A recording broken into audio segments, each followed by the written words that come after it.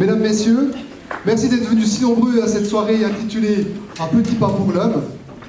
Au programme, après les annonces officielles pour la mise en bouche, il y aura un petit quiz de la part de Space at Your Service, qui vous fera une petite introduction ludique sur l'astronomie. Ensuite, en plein principal, vous aurez évidemment la conférence de M. Claude Nicolier, et nous aurons ensuite quelques interventions avant de passer à la partie gastronomique qui sera faite au stand de nos partenaires. J'en profite pour remercier au nom du comité d'organisation la brasserie Au Bled qui vous servira des bières du terroir de Bavois, la petite épicerie pour ses plats issus des produits locaux et le domaine Agassi qui vous servira des vins qui viennent directement des vignes qui sont sous le château.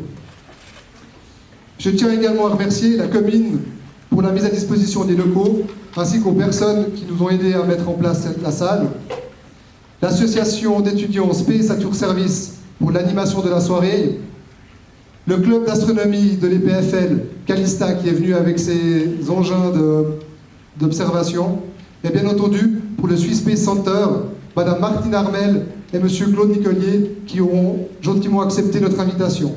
Je passe tout de suite la parole à Monsieur le Salzman, syndic, pour le mot de bienvenue.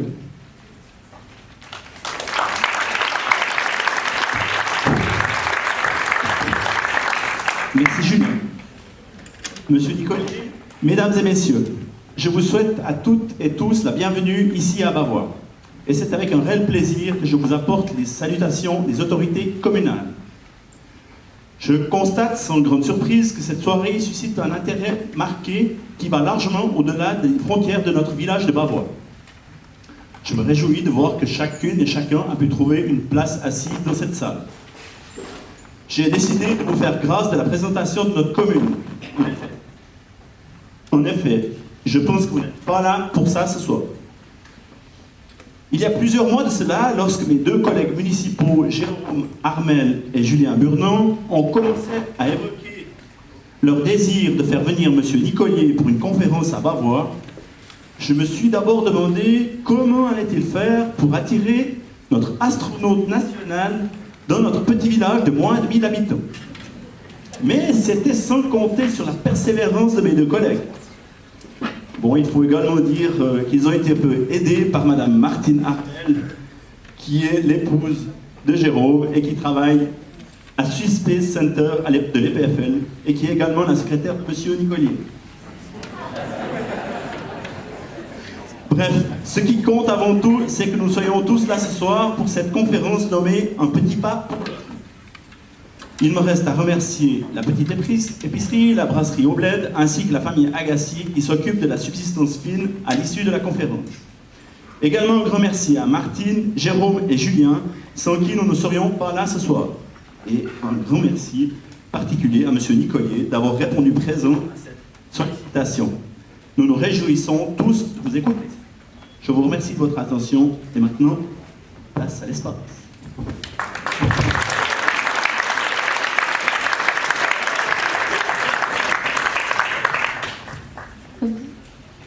Vous m'entendez bien? Oui? Super. Bon bah, moi je me présente, je m'appelle Galactic Chloé et je suis présidente de l'association Space at Your Service. Donc, vous pouvez voir notre comité absolument génial parce qu'ils sont tous habillés en cosmonautes. Et donc voilà, on est là pour vous présenter et faire un petit quiz sur le spatial ce soir. Donc est-ce que vous êtes motivés pour un petit quiz? Ouais, ça manquait un peu d'engouement, c'est un quiz spécial Bavois, là, il va falloir faire mieux que ça. Hein. Au premier rang, en tout cas, ils sont prêts. Donc du coup, pourquoi prendre part au quiz? Bah, pour avoir des trucs gratuits. C'est un peu le principe de ces soirées. Donc si vous avez pu faire un petit tour à notre stand, on a des petits goodies que vous pouvez venir prendre gratuitement, mais si vous avez une bonne note à ce quiz, qu'on verra à la fin, vous pourrez avoir des cadeaux un peu spéciaux. Et on a aussi des jolis t-shirts et des casquettes, si vous voulez représenter le spatial à Bavois. Donc on va commencer. Est-ce que tout le monde a un papier et un crayon? Ok, parfait. Donc du coup, on va commencer avec cette première question. Ah non, pardon, le fonctionnement d'abord. Donc, je vais vous présenter des questions sur les slides, et ensuite vous pouvez cocher la réponse sur votre feuille, puis Puis à la fin du quiz, vous allez pouvoir échanger avec votre voisin qui va vous corriger. Et si vous avez un assez bon score, donc pour le moment on a fixé ça à 8, là vous aurez un petit cadeau. Alors, question numéro 1. En quelle année l'homme a-t-il posé le pied sur la Lune? 1970, 1969, année 90 ou on n'est jamais allé sur la Lune?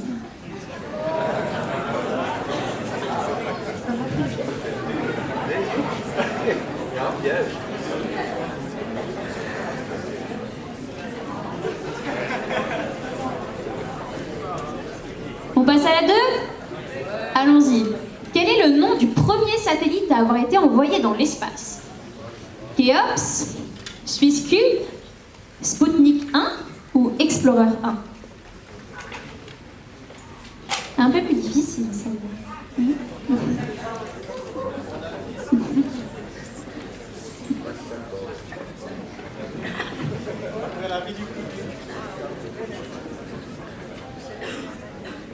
Alors, la question numéro 3. À combien de missions spatiales Claude Nicollier a-t-il participé? Et il n'a pas le droit de donner la réponse. 4, 5, 10 ou 1?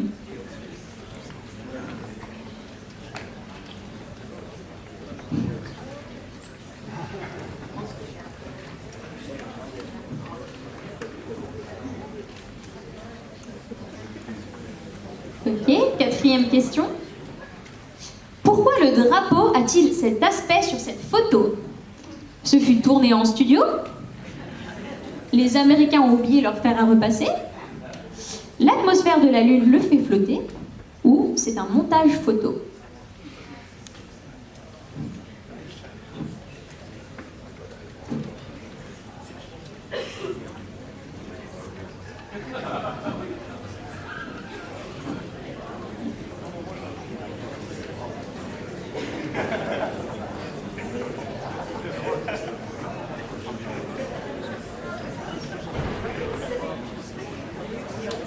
On passe à la suivante? Vous avez regardé, c'est bon? Comment appelle-t-on l'étoile qui indique le nord? L'étoile nordique? L'étoile du berger? Vénus? Ou l'étoile polaire?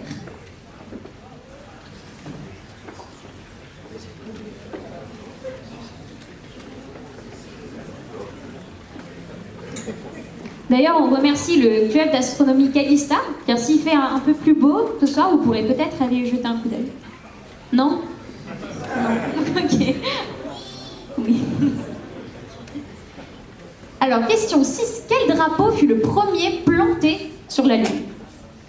L'Union soviétique? Les États-Unis? La Russie? Ou bien la Suisse?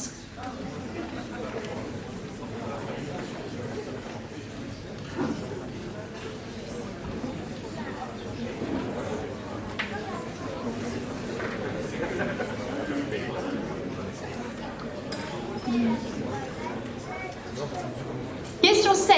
Combien de satellites naturels possède Mars? 2, 3, 4 ou aucun? Alors un satellite naturel, si jamais, c'est comme la Lune. Donc la Lune est un satellite naturel de la Terre. Donc combien est-ce que Mars a de lunes?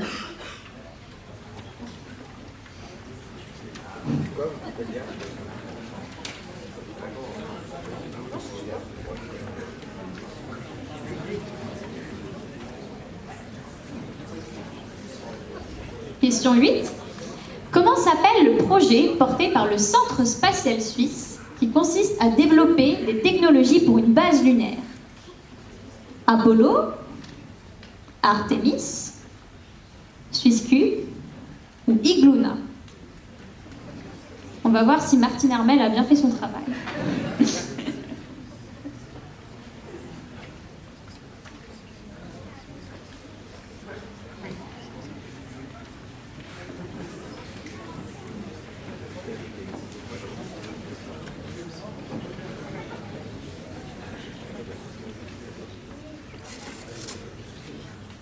On passe à la suivante. Question 9. Quelle est la plus grosse planète du système solaire? Saturne, la Terre, Uranus ou Jupiter? Faites attention, il se peut que cette image ne soit pas à l'échelle.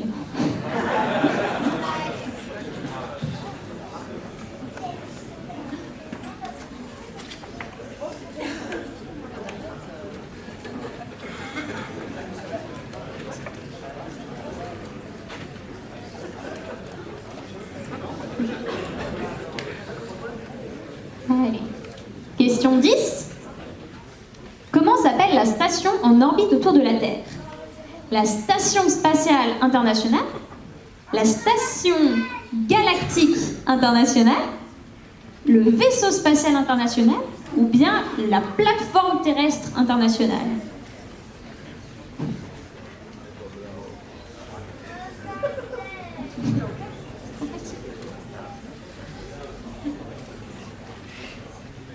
Allez, les deux dernières. Question 11. Combien y a-t-il eu de Suisses dans l'espace? 1, 2, 3 ou 4?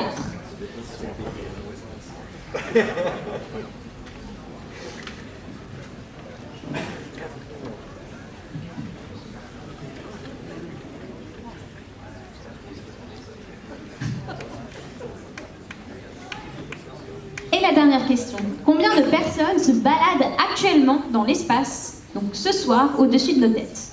Combien est-ce qu'il y a d'hommes dans l'espace? Aucun? 6? 8 ou 4?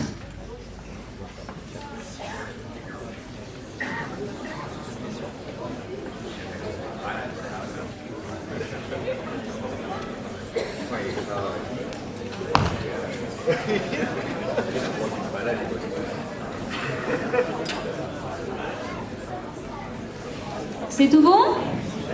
Vous êtes prêts pour les réponses? Super. Alors maintenant, c'est le moment sympa où je vais vous demander d'échanger votre quiz avec votre voisin. C'est lui qui va décider de votre score final.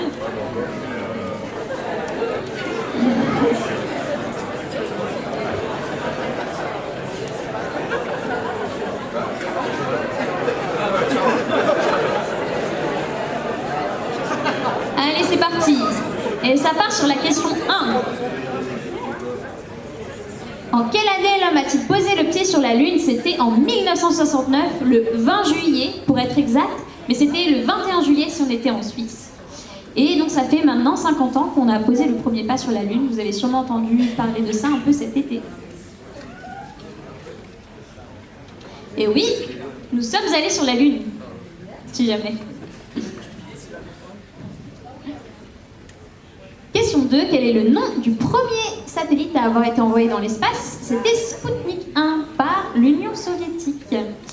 Et petite anecdote, on disait qu'il narguait les Américains parce qu'il faisait un petit pip, pip, pip constant.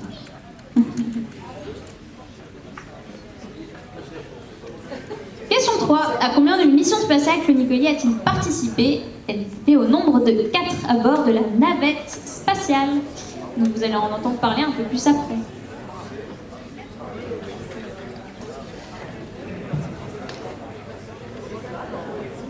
Question 4. Pourquoi le drapeau a-t-il cet aspect sur cette photo? Les Américains ont oublié de leur faire repasser. Oups. Non, alors, ils n'ont pas tout à fait oublié. C'est juste qu'on n'amène pas un fer à repasser sur la Lune. Mais pourquoi est-ce qu'il a cet aspect-là? Parce qu'il est froissé. Ils l'ont plié dans leur vaisseau. Et puis quand ils sont arrivés sur la Lune, ils l'ont déplié. Et ben ouais, il n'était pas repassé, donc du coup il a cet aspect un peu comme s'il flottait.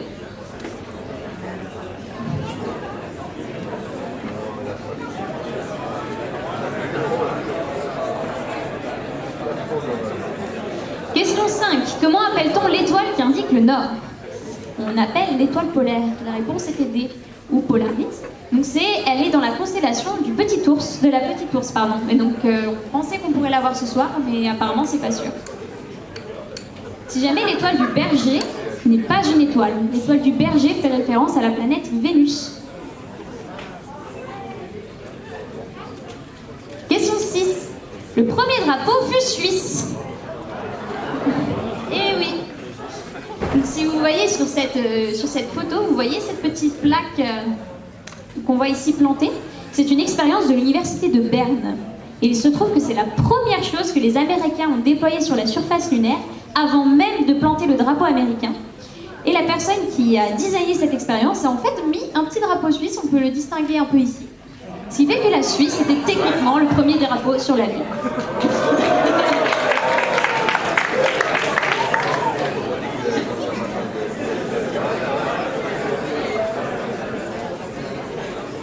Question 7. Combien de satellites naturels possède Mars?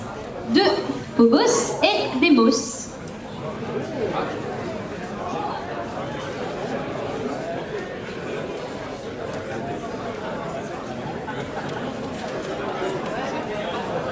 Question 8.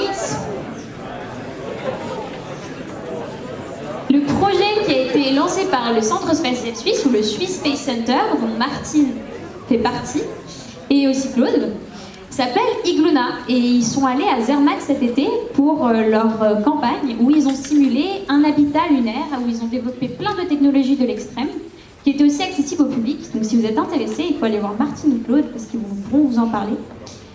Et donc là, vous voyez, c'est une des expériences qui ont été déployées au glacier à Zermatt. La planète la plus grosse du système solaire est Jupiter.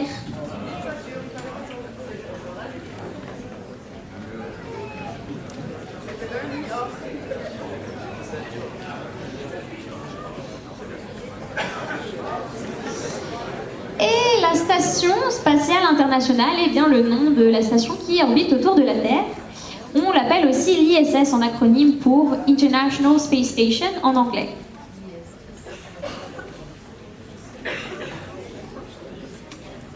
Question 11.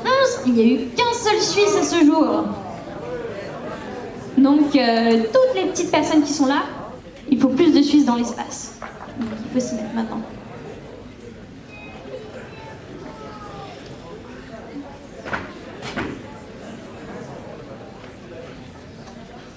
Et la dernière question.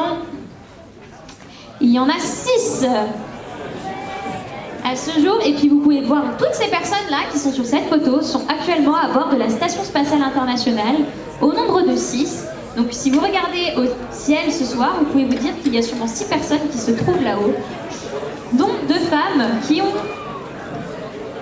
ont performé la première sortie extravéhiculaire totalement féminine.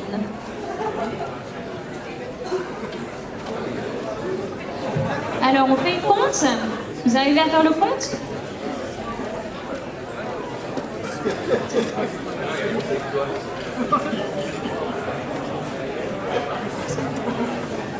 Ok, est-ce qu'on a quelqu'un qui a tout juste?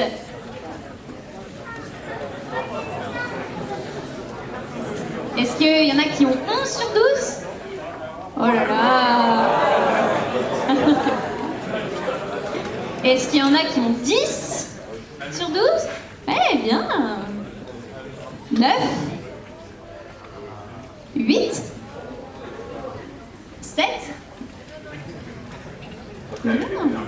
Bon bah félicitations, on va dire que toutes les personnes qui ont plus de 7 sur 12, vous pouvez aller récupérer votre cadeau à la fin au magnifique stand des astronautes. Donc maintenant on va accueillir Claude. Merci en tout cas beaucoup d'être là ce soir et continuez à rêver d'espace.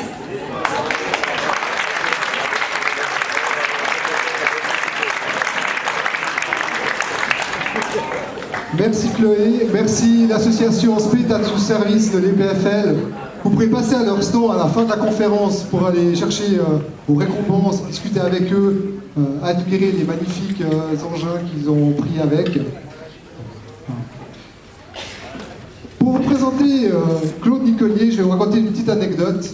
J'étais âgé de pas plus de 11 ans quand un soir j'allume la télé pour regarder le TJ et je vois un monsieur d'une 70aine d'années dans son chalet de montagne, la larme à l'œil. Il était rempli d'émotions et il a dit « C'est mon fils Claude ». Et juste après, on voit une fusée qui décolle avec la navette spatiale Atlantis. Et c'était Claude Nicolier qui décollait pour partir dans l'espace. Cet instant, il est resté gravé en moi et je pense que ça a marqué toutes les personnes qui ont vu cette émission ce soir-là. C'était le 31 juillet 1992. Pour parler de Claude Nicolier, on pourrait dire quelques chiffres. qu'il est né en 1944 à Vevey, qu'il a grandi près de Châteaudet, qu'il est diplômé de physique de l'Université de Lausanne en 1970, puis d'astrophysique à Genève en 1975. En parallèle, il devient pilote de l'armée suisse en 1966, puis pilote de ligne chez Swissair en 1974. Il était prévu initialement qu'il parte dans l'espace en 1986, mais suite à un problème et au crash de la navette Challenger, il a vu son vol repoussé jusqu'en 1992, date à laquelle il fait sa première mission spatiale. Il devient ainsi le premier et le seul à ce jour Suisse à avoir quitté l'atmosphère terrestre. Et il fait ensuite 3 autres missions, donc ça en fait 4 au total, en 1993, 1996 et 1999. Il quitte Houston dans les années 2000 pour revenir enseigner à l'EPFL, où il inaugure la chaire de technologie spatiale, où il enseigne toujours. Mais finalement, le plus important, ce ne sont pas ces chiffres. On les trouve facilement sur Wikipédia. Mais c'est plutôt l'aventure humaine qu'il incarne et la passion qu'il habite. C'est un vrai Suisse, puisqu'il vient des Alpes vaudoises, qu'il aime le chocolat et les montres. Claude Nicollier est une inspiration pour plusieurs générations, grâce à son immense talent et son parcours exceptionnel. Il est et restera une des figures les plus emblématiques de notre pays par sa générosité et son calme exemplaire. C'est un modèle pour toute une communauté scientifique de par sa détermination et son humanité. Qui de mieux placé qu'un homme qui a vu la Terre depuis l'espace à 4 reprises pour venir nous raconter, comme un cadeau un peu avant la période de Noël, la formidable aventure de la conquête spatiale. Je vous demande d'accueillir, non pas chaleureusement, mais sous un tonnerre d'applaudissements, Monsieur Claude Nicollier.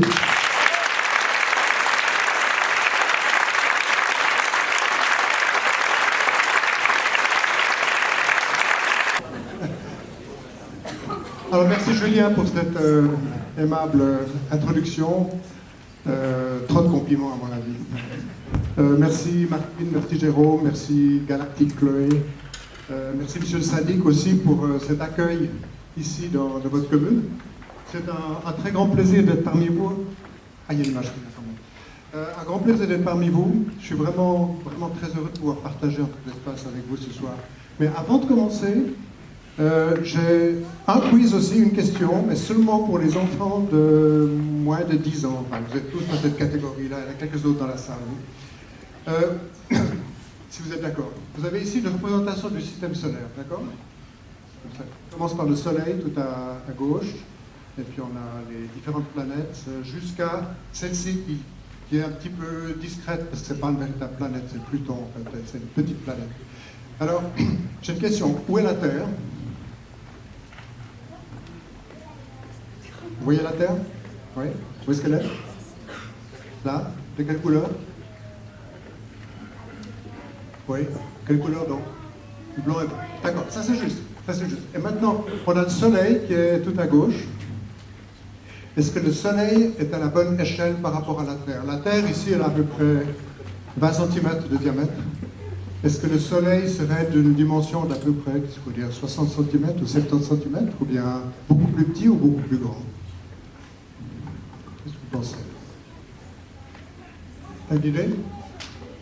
Beaucoup plus grand. Quelle dimension à peu près? Si on a 20 cm ici pour la Terre, le Soleil serait d'une dimension de... Ouais. En fait, le Soleil est à peu près 100 fois, et je pense que c'est important pour vous de le savoir, le Soleil est à peu près 100 fois plus grand que la Terre. Si on a 20 cm, le Soleil serait de 20 mètres de diamètre. Hein? Non, je voulais quand même vous le dire parce que c'est pour réaliser à quel point le Soleil est absolument immense par rapport aux planètes du système solaire. Jupiter, à peu près 10 fois plus grand. Jupiter, en fait, de couleurs un peu différentes, plutôt de couleurs un peu bleuâtres. Et puis Jupiter est 10 fois plus grand que la Terre, mais si on prenait l'échelle de la Terre, le Soleil serait de 20 mètres de diamètre, et puis Jupiter, ça aurait 2 mètres de diamètre. Voilà, juste pour donner une idée des échelles. Voilà, mais je ne suis pas venu ici pour vous poser des questions. Mais je pense que c'était intéressant de le savoir. C'est une très jolie représentation du système solaire, mais le Soleil est beaucoup plus gros. Il est très chaud à la surface, à peu près 6000 degrés à la surface. D'accord? Ok, on va commencer. Alors encore une fois, merci à tous et à toutes d'être venus ce soir pour qu'on soit tous ensemble plongés dans l'espace, parce que c'est ce qu'on va faire ce soir. Et puis un grand merci à Martine, c'est la commune de Martine Armel. En fait, c'est Martine Armel qui a enclenché tout ça, c'est elle qui m'a demandé de venir. Et si c'est un succès ce soir, il faut remercier Martine Armel. Si c'est un échec...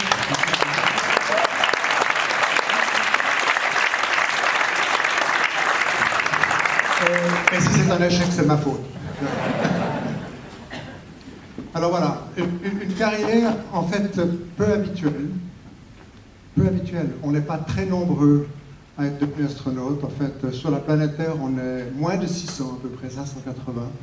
Et en fait, j'ai marqué ici ce qui me paraît être les moteurs ou les ingrédients de ce métier, la passion. Si on n'a pas de passion, on ne peut pas faire ce métier. Il y a beaucoup d'autres métiers pour lesquels il faut de la passion, mais celui-là en particulier.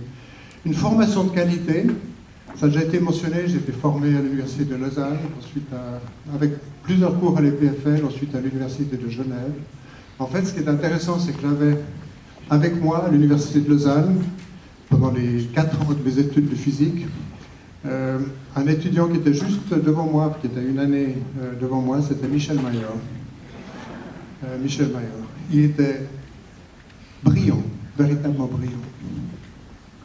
Et il est devenu récemment prix Nobel de physique 2019 pour avoir découvert la première planète extrasolaire en 1995. Et c'était clair qu'il était... Moi, j'avais une intelligence qui était moyenne, qui était suffisante pour devenir astronaute, mais Michel Mayor, il était tellement brillant qu'il a atteint les sommets de ce que peut atteindre un scientifique. Il est devenu prix Nobel il y a quelques semaines. Et c'est une grande réjouissance, je dirais, pour la Suisse, pour l'Université de Genève, qu'un Suisse a reçu le prix Nobel en physique 2019. Michel Mayor, il était pratiquement sur le même banc de l'Université de Lausanne avec moi, dans les années 60, mais une année devant moi. Formation de qualité, et puis la formation militaire également, qui pour moi était très utile, je reviendrai là-dessus. Des opportunités qui se sont présentées et qui ont été saisies. Et dans la vie, il faut faire comme ça, de temps en temps, des opportunités qui se présentent, et puis elles présentent des risques, et puis il faut mesurer un peu le risque qu'on prend par rapport aux bénéfices potentiels qu'on peut en tirer, mais il ne faut pas hésiter de prendre des risques. L'assistant de Martine. Merci Martine. De la chance et puis un petit peu de folie. Il faut être un peu fou pour faire ce métier. Je me suis souvent dit, que ce soit pendant mes missions spatiales elles-mêmes, ou bien avant ou après, qu'il fallait être un peu fou pour faire une chose pareille. Mais c'est une bonne folie, on peut dire. Hein. Alors, passion, je parlais de la passion comme étant un ingrédient essentiel, passion pour le ciel. Je l'ai eu depuis très tôt. J'avais vos âges, peut-être même avant. J'avais une passion pour le ciel. Ça, c'est le ciel de jour. En fait, on peut éteindre un peu les lumières ou bien abaisser un peu l'intensité lumineuse dans la salle parce qu'il y a des images qui sont sombres et qui vont mieux sortir s'il y a moins de lumière. À la rigueur, oui, comme ça, pourquoi pas. Magnifique. Après le coucher du soleil. Et puis, cette photo a été prise en mai 2018 à La Palma, aux îles Canaries. J'ai suivi un cours d'astrophotographie parce que je me disais que je voulais me perfectionner. Puis on a pris des photos de ce type avec la Voie lactée.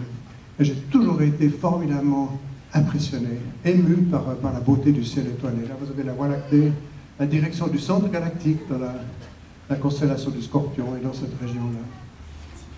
C'était à l'île de La Palma, un endroit qui s'appelle le Roque de los Muchachos, c'est le rocher des enfants, qui est le sommet d'une montagne avec des rochers de cette manière. Donc j'ai toujours été impressionné par la beauté du ciel, tout spécialement la Voie lactée par ciel clair. Et puis, j'adorais la bande dessinée. Voilà. Ma mère me disait, ouais, il faut lire Victor Hugo, il faut lire Proust, il faut lire... Mais moi, j'aimais Spirou et Fantasio, j'aimais Tintin, On a marché sur la Lune, tout spécialement les bandes dessinées qui étaient relatives à l'aviation, à l'espace, j'adorais. Tintin, On a marché sur la Lune, c'est magnifique. J'avais 10 ans quand il était publié, c'était en 1954, donc c'était avant le lancement du premier satellite artificiel de la Terre, Sputnik 1, comme Galactic Chloé l'a dit. Ça, c'est magnifique, cette magnifique fusée avec des carrés blancs et rouges, en nous attendant vos instructions. Puis la Lune est très bien représentée par Hergé. On voit la mer de la tranquillité où se sont posés Neil Armstrong et Buzz Aldrin, la mer des crises, la mer de la sérénité. Magnifique. J'adorais la bande dessinée. Et puis Buck Danny aussi, j'adore. Et un livre qui m'avait toujours beaucoup touché, c'était une bande dessinée, Un avion n'est pas rentré. Un avion n'est pas rentré. Puis à l'escadrille, quand j'étais pilote militaire, c'est arrivé aussi de temps en temps, un avion ne rentrait pas. Il y a des histoires qui étaient magnifiques, mais aussi très émotionnelles, je vais dire. Et puis Buck Danny contre Lady X aussi.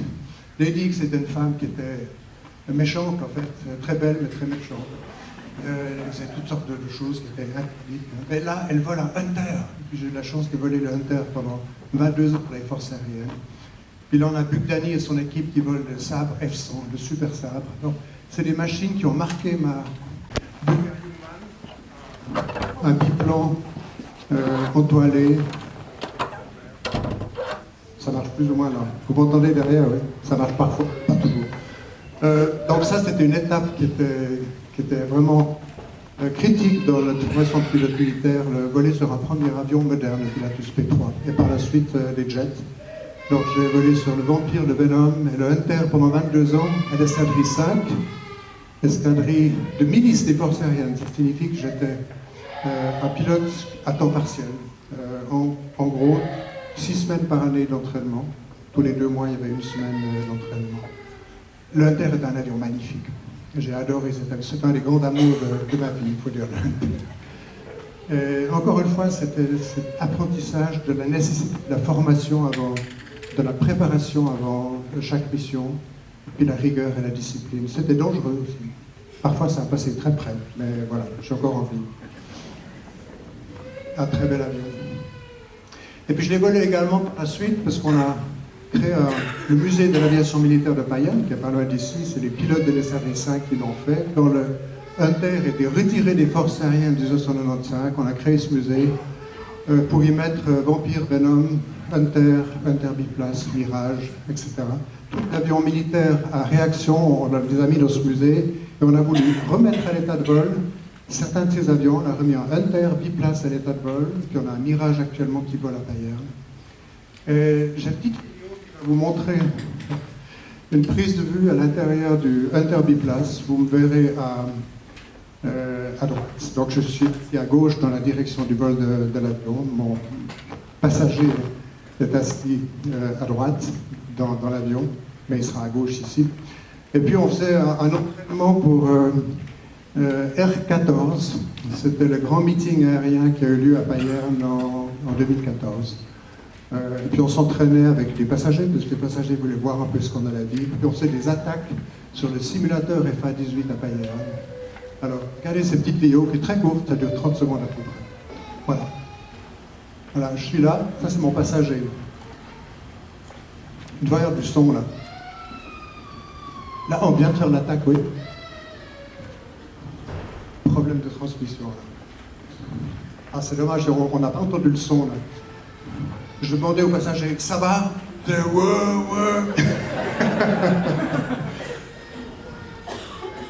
Voilà, ça c'est donc ces vols en Hunter biplace qu'on a pu partager jusqu'en 2014 avec des passagers. Et pendant cette période de formation académique, formation de scientifiques, d'astrophysiciens et puis de pilotes militaires, il y a eu le programme Apollo, c'était les années 60. Et décembre 68, c'était le premier vol à destination de la Lune, mais sans se poser sur la Lune. C'était à cette époque, ces premières images de la Terre, vues d'une distance de 400 000 km de la Lune, ont été publiées. C'était absolument splendide. Et on a réalisé à quel point nous habitions sur une toute petite planète magnifique, mais fragile, petite.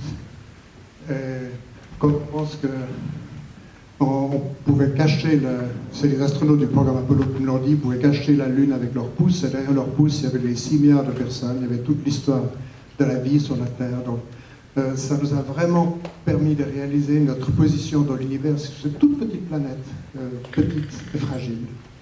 Et puis cette espèce qui, pour des raisons qui ne sont pas entièrement se développer au fil des millions d'années et des milliards d'années. La vie a commencé à 3 milliards d'années à peu près sur la Terre jusqu'à l'étape de l'humanité qui se pose des questions sur sa propre origine. Magnifique. Et voir la Terre depuis cette distance a été vraiment une impression splendide. Alors, c'était Apollo 8 en décembre 68, quelques mois plus tard, juillet 69, donc c'était Apollo 11. J'aime beaucoup cette image, on voit des gens qui sont à Kennedy Space Center, des spectateurs du départ de cette immense fusée Saturn V qui emportait en son sommet dans la petite capsule Apollo Neil Armstrong, Buzz Aldrin, Michael Collins, les 3 astronautes du programme Apollo. C'était vraiment un moment très très fort de l'histoire des vols spatiaux habités et de l'histoire de l'humanité, on peut dire. Alors j'ai maintenant une vidéoclip qui va vous illustrer le départ de la fusée Saturn V, le 16 juillet 69, le premier vol à destination de la Lune. Vous êtes prêts? Attachez vos ceintures, on va y aller. Le son devrait marcher. S'il n'y a pas de son, on va recommencer, parce qu'il n'y a pas de son.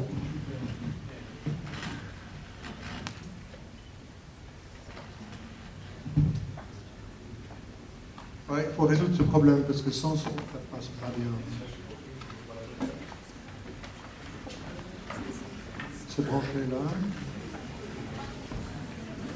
là. Ça marchait avant, elle essaie, mais maintenant ça ne marche plus, mais on va attendre un moment. C'est comme... Ah, il y a quelque chose qui passe. On peut y aller? On y va. Ah, voilà.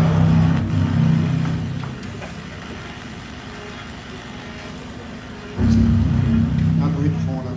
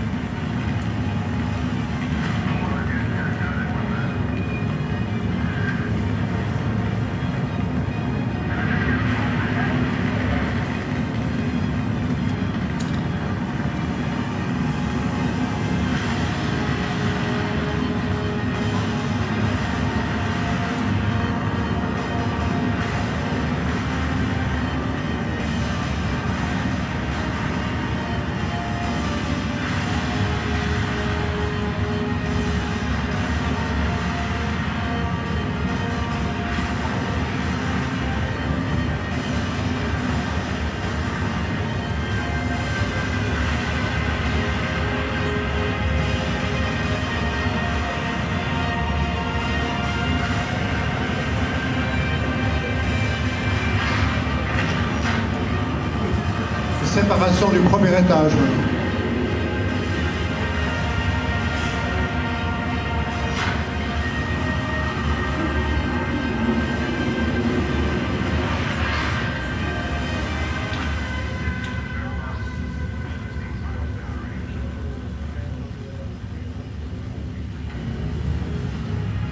On va voir l'allumage du deuxième étage ici, voilà, l'allumage du deuxième étage.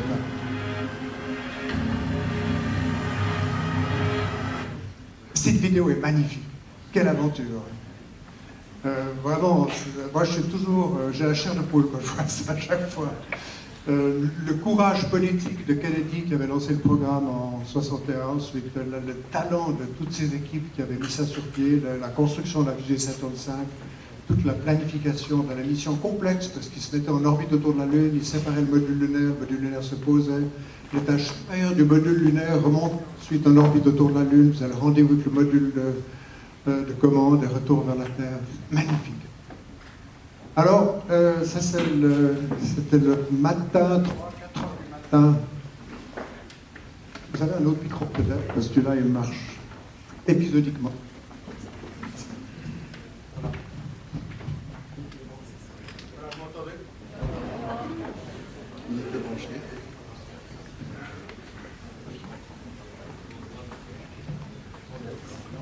Voilà, parfois ça marche. De temps en temps, je m'efface un peu, mais j'espère que ça marche quand même. Donc, c'était 3-4 heures du matin, le 21 juillet pour nous, en Suisse, 1969.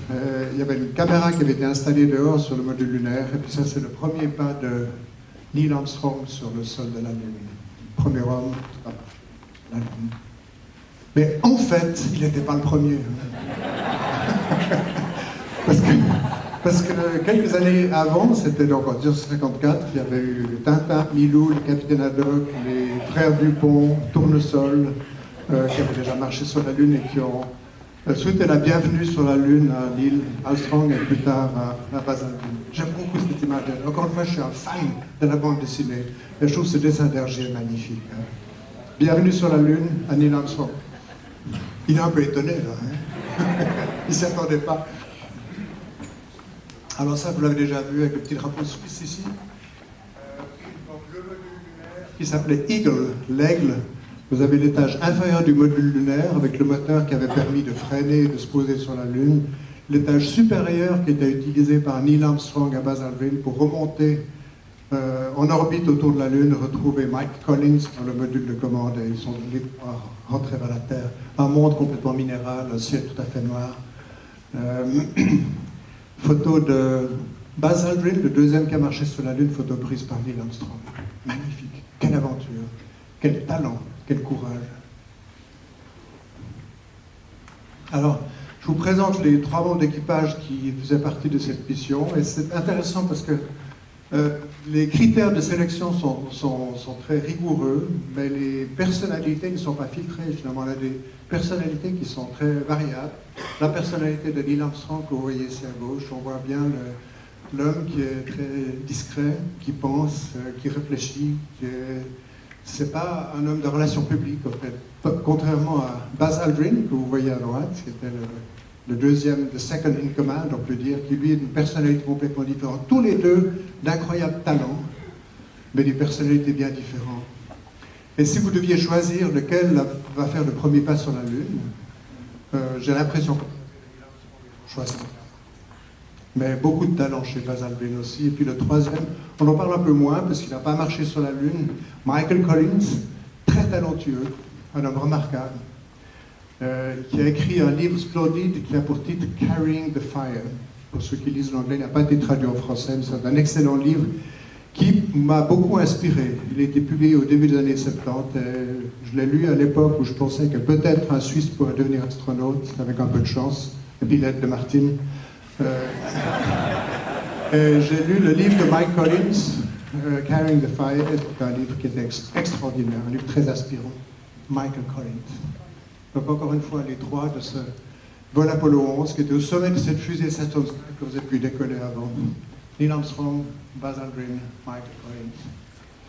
Alors ce qui est intéressant, c'est qu'on a souvent l'impression que oui, c'était une performance américaine, c'était les Américains, c'est la gloire américaine, mais les Américains ont vraiment mis l'esprit dans cette mission et tout le programme Apollo, c'était l'humanité qui allait sur la Lune. Il se révèle que c'était les Américains qui le faisaient, mais on behalf, c'est-à-dire en représentant l'humanité tout entière. Et il y a toujours et encore, il y a toujours et encore sur une des jambes, des 4 jambes de la structure du module lunaire, qui sont ces jambes posées sur la Lune avec ces grandes plaques en bas. Sur une de ces jambes, il y a cette indication « Here men from planet Earth first set foot upon the moon in July 1969. We came in peace for all mankind. » On est venu dans un esprit de paix en représentant toute l'humanité. C'est magnifique. Hein? Et c'est pas seulement quelque chose qu'ils ont mis sur cette plaque, mais c'était vraiment l'esprit du programme. Et, cette année, en 2009, le 50e anniversaire du premier alunissage, je dirais que ça a été célébré partout dans le monde, y compris dans des pays comme la Chine. J'ai vu des photos qui montrait une statue dorée d'un astronaute, c'était Neil Armstrong, dans un petit village en Chine, c'était célébré partout. C'était une magnifique aventure de l'humanité, les premiers pas de l'humanité sur la Lune. Alors il y a eu Apollo 12, 13, etc. Puis Apollo 13, comme vous savez, ça n'a pas très bien marché. Explosion du module de service, d'un réservoir d'oxygène dans le module de service rattaché au module de commande Apollo, peu avant de se mettre en orbite autour de la Lune. Et puis Houston, we have a problem. Et c'est symptomatique de l'esprit des astronautes. On ne va pas commencer à pleurer ou à crier, mais on reste calme. Même s'il y a un accident, ce n'était pas un incident, c'était un accident grave, qui allait, avec une grande probabilité, mal se terminer. Et il est resté très calme. Et Houston, we have a problem. Mais,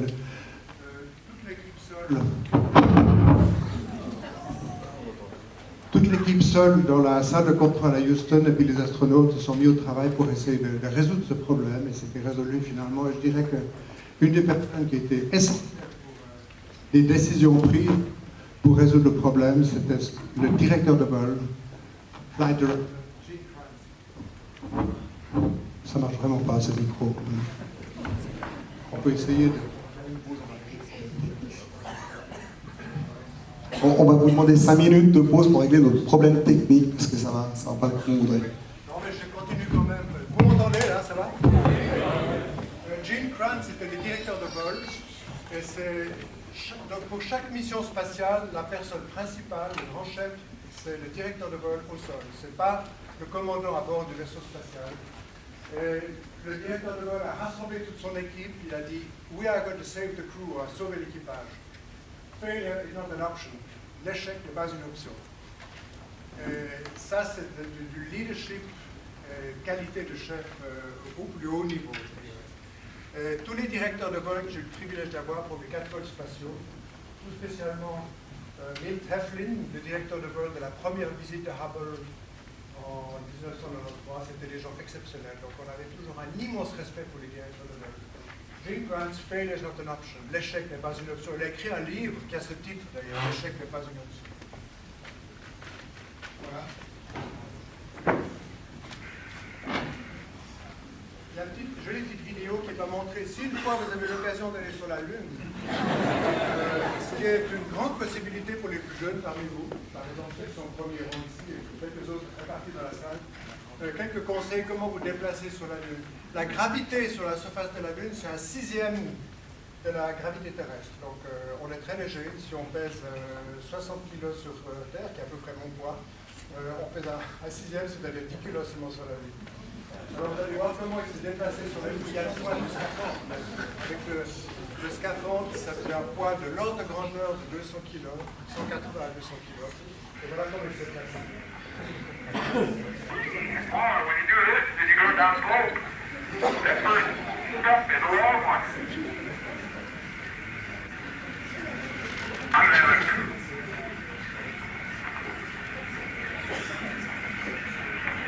this is the best way for me to travel, uphill or downhill. But then, like this, you know, like a plaisir, oui. in a level ground I can skip. I don't like that roping thing. Roping's the only way to go. See, on a level ground I can skip. But this two-legged thing is great. Yeah, I cover ground like a kangaroo. Like a kangaroo.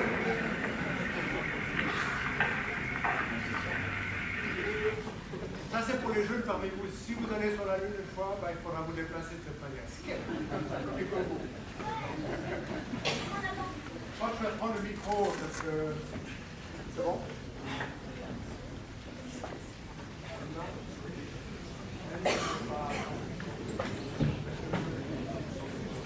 Voilà, vous m'entendez maintenant?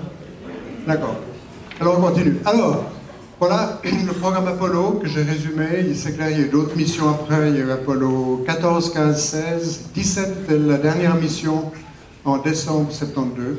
Mais avant la dernière mission, les Américains réfléchissaient déjà au prochain programme, puisqu'ils voulaient lancer, après la fin du programme Apollo, c'était le programme d'un engin spatial réutilisable. Toutes les fusées qui avaient été utilisées jusque-là, même les fusées utilisées maintenant par les Russes par exemple, sont détruites pour accomplir leurs tâches, sauf des fusées de Elon Musk SpaceX qui arrive à récupérer le premier étage de sa fusée Falcon 9. Mais à l'époque, tout était toujours détruit pour accomplir la tâche. Typiquement, la fusée Saturn V, cette énorme fusée, tout ce qui revenait, c'était la toute petite capsule, le module de commande avec 3 personnes à bord. C'est clair, ça valait la peine quand même. C'était une aventure extraordinaire aller sur la Lune, mais l'idée, c'était quand même d'essayer d'utiliser du matériel récupérable. Alors la navette spatiale était dans ce sens-là. Vous voyez un avion-fusée avec 3 moteurs à hydrogène en bas, qui consommait le contenu de ce grand réservoir, 700 tonnes d'oxygène et d'hydrogène liquide, pour la montée en orbite de 8 minutes et demie seulement. L'espace, c'est tout près. En 8 minutes et demie, on était déjà dans l'espace. Mais la poussée de ces 3 moteurs à hydrogène, qui fabriquaient 1,5 tonne d'eau à la seconde, et 1000 tonnes de poussée. Donc c'est des moteurs parfaitement verts. 1,5 tonne. Non, c'est vrai, parce que rejeter de l'eau dans l'atmosphère, on n'a pas mauvaise conscience. Hein. Le CO2 un peu plus. Par contre, la poussée n'était pas suffisante pour que le tout monte à la verticale. Il fallait des fusées d'appoint à combustible solide de part et d'autre du réservoir, qui, elles, n'étaient pas totalement vertes, il faut dire. Et voilà, 3 moteurs à hydrogène qui brûlaient pendant 8 minutes et demie pour la montée en orbite, moteur vert, et 2 moteurs à combustible solide, séparés après 2 minutes, retombés dans la mer, étaient récupérés par des bateaux pour des vols ultérieurs. Voilà la navette spatiale, 7 personnes dans une petite cabine ici en haut, une grande soute qui pouvait emporter jusqu'à 20 tonnes de charge en orbite autour de la Terre. Alors c'était un nouveau défi. Sans aucun doute, ce n'était pas une chose facile du tout. L'idée n'était pas d'aller aussi loin que dans le cadre du programme Apollo vers la Lune, seulement en orbite autour de la Terre, quelques centaines de kilomètres autour de la Terre, mais avec un engin qui était récupéré à la fin de la mission. Alors voilà la navette en orbite.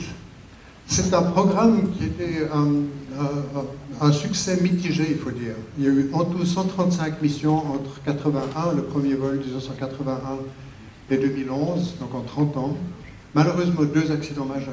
Et à chacun de ces accidents, on a perdu les 7 membres d'équipage, donc ça fait 14 de ces astronautes de la navette qui sont parvenus, sur les à peu près 150 que nous étions à Houston à l'entraînement pour la navette. Donc ça faisait comme une fraction non négligeable d'astronautes qui sont parvenus de vol navette. Quand tout marchait, fabuleux. Vous voyez la soute de la navette qui était ouverte, les portes ont été commandées en position ouverte. Cette photo a été prise depuis un satellite qui était déployé de la soute de la navette par les astronautes. Ils sont éloignés avec la navette du satellite. Les deux vont en formation à 28 000 km à l'heure. Et ce n'est pas une vitesse qu'on choisit, on ne se dit pas, ouais, cette mission on la fera à 20 000 km à l'heure ou bien à 30 000. Pour chaque altitude, on a une vitesse orbitale bien précise, c'est les lois de la mécanique céleste. Et comme vous savez tous, la vitesse diminue avec l'altitude de l'orbite comme 1 divisé par la racine carrée de la distance au centre de la Terre.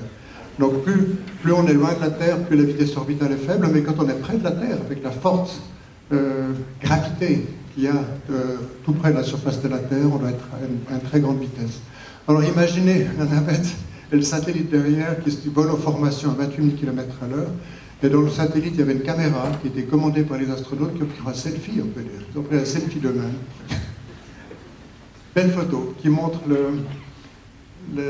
visuellement les caractéristiques de l'orbite basse avec la Terre bleue et blanche, puis le fond de ciel complètement noir. C'est comme un avion qui vole avec 90 degrés d'angle d'attaque. En fait. Alors pour ceux qui aiment les machines volantes, c'est une belle photo, c'est le cockpit de la navette spatiale. Et ça, c'était vraiment une nouveauté. C'est un cockpit tout à fait comme le cockpit d'un avion de ligne moderne, avec la place du commandant à gauche, du copilote à droite, une commande pour les rotations de la navette, pour les translations ici, beaucoup d'instruments, d'interrupteurs, de coupe-circuit. Disons, la partie frontale du cockpit, les parties latérales, et puis le plafond du cockpit était rempli d'interrupteurs et de coupe-circuits. Un environnement extrêmement complexe, c'était notre place de travail pendant typiquement 10 jours ou 15 jours de la durée d'une mission navette. Alors, ça c'est la partie frontale du cockpit, en direction du nez du fuselage, et si on se tourne de 180 degrés, on a la partie arrière. Et vous voyez, c'est tout plein d'interrupteurs, d'instruments et de coupe-circuits également, et c'est là que nous travaillions habituellement dans la phase orbitale. Typiquement, si on faisait un rendez-vous avec le télescope Hubble, le commandant était en place arrière gauche, il commandait les rotations de la navette ici, les translations avec ce petit levier, et puis l'opérateur du bras robotique, que j'ai été à 2 reprises dans mes missions, était sur la partie droite, avec commande des translations du bras robotique ici et des rotations avec le même moyen de commande que la navette, mais ça c'était pour le bras, ça c'était pour la navette. Alors c'est un travail à 2 personnes, mais on travaillait dans la partie arrière du cockpit et non pas la partie frontale, comme c'était le cas pour la montée et la descente. Cool, mais il fallait s'entraîner, parce qu'il fallait... Il y a beaucoup d'interrupteurs et puis il y avait des procédures, mais il fallait comprendre ce qu'il y avait derrière chaque interrupteur, donc ça prenait du temps. Et là, vous avez les fenêtres qui donnaient l'accès visuel à la soute de la navette qui est juste derrière le aft cockpit. Et puis là, on avait 2 grandes fenêtres, à peu près 60 ou 60 cm carrés, qui étaient ce qu'on appelle les overhead windows, qui nous permettaient de bien voir la Terre si on avait cette orientation là, avec la soute dirigée vers la Terre, ou de bien voir les étoiles si on avait une orientation de ces fenêtres vers le haut. Alors voilà les 4 missions que j'ai eu le privilège d'accomplir entre 1992 pour la première et 1999 pour la dernière, 1, 2, 3, 4. Vous voyez les durées assez courtes, typiquement de l'ordre de 10 jours, plus ou moins 2-3 jours. La navette n'était pas prévue pour rester longtemps dans l'espace. On montait, d'ailleurs le nom navette indique qu'on va quelque part puis on revient.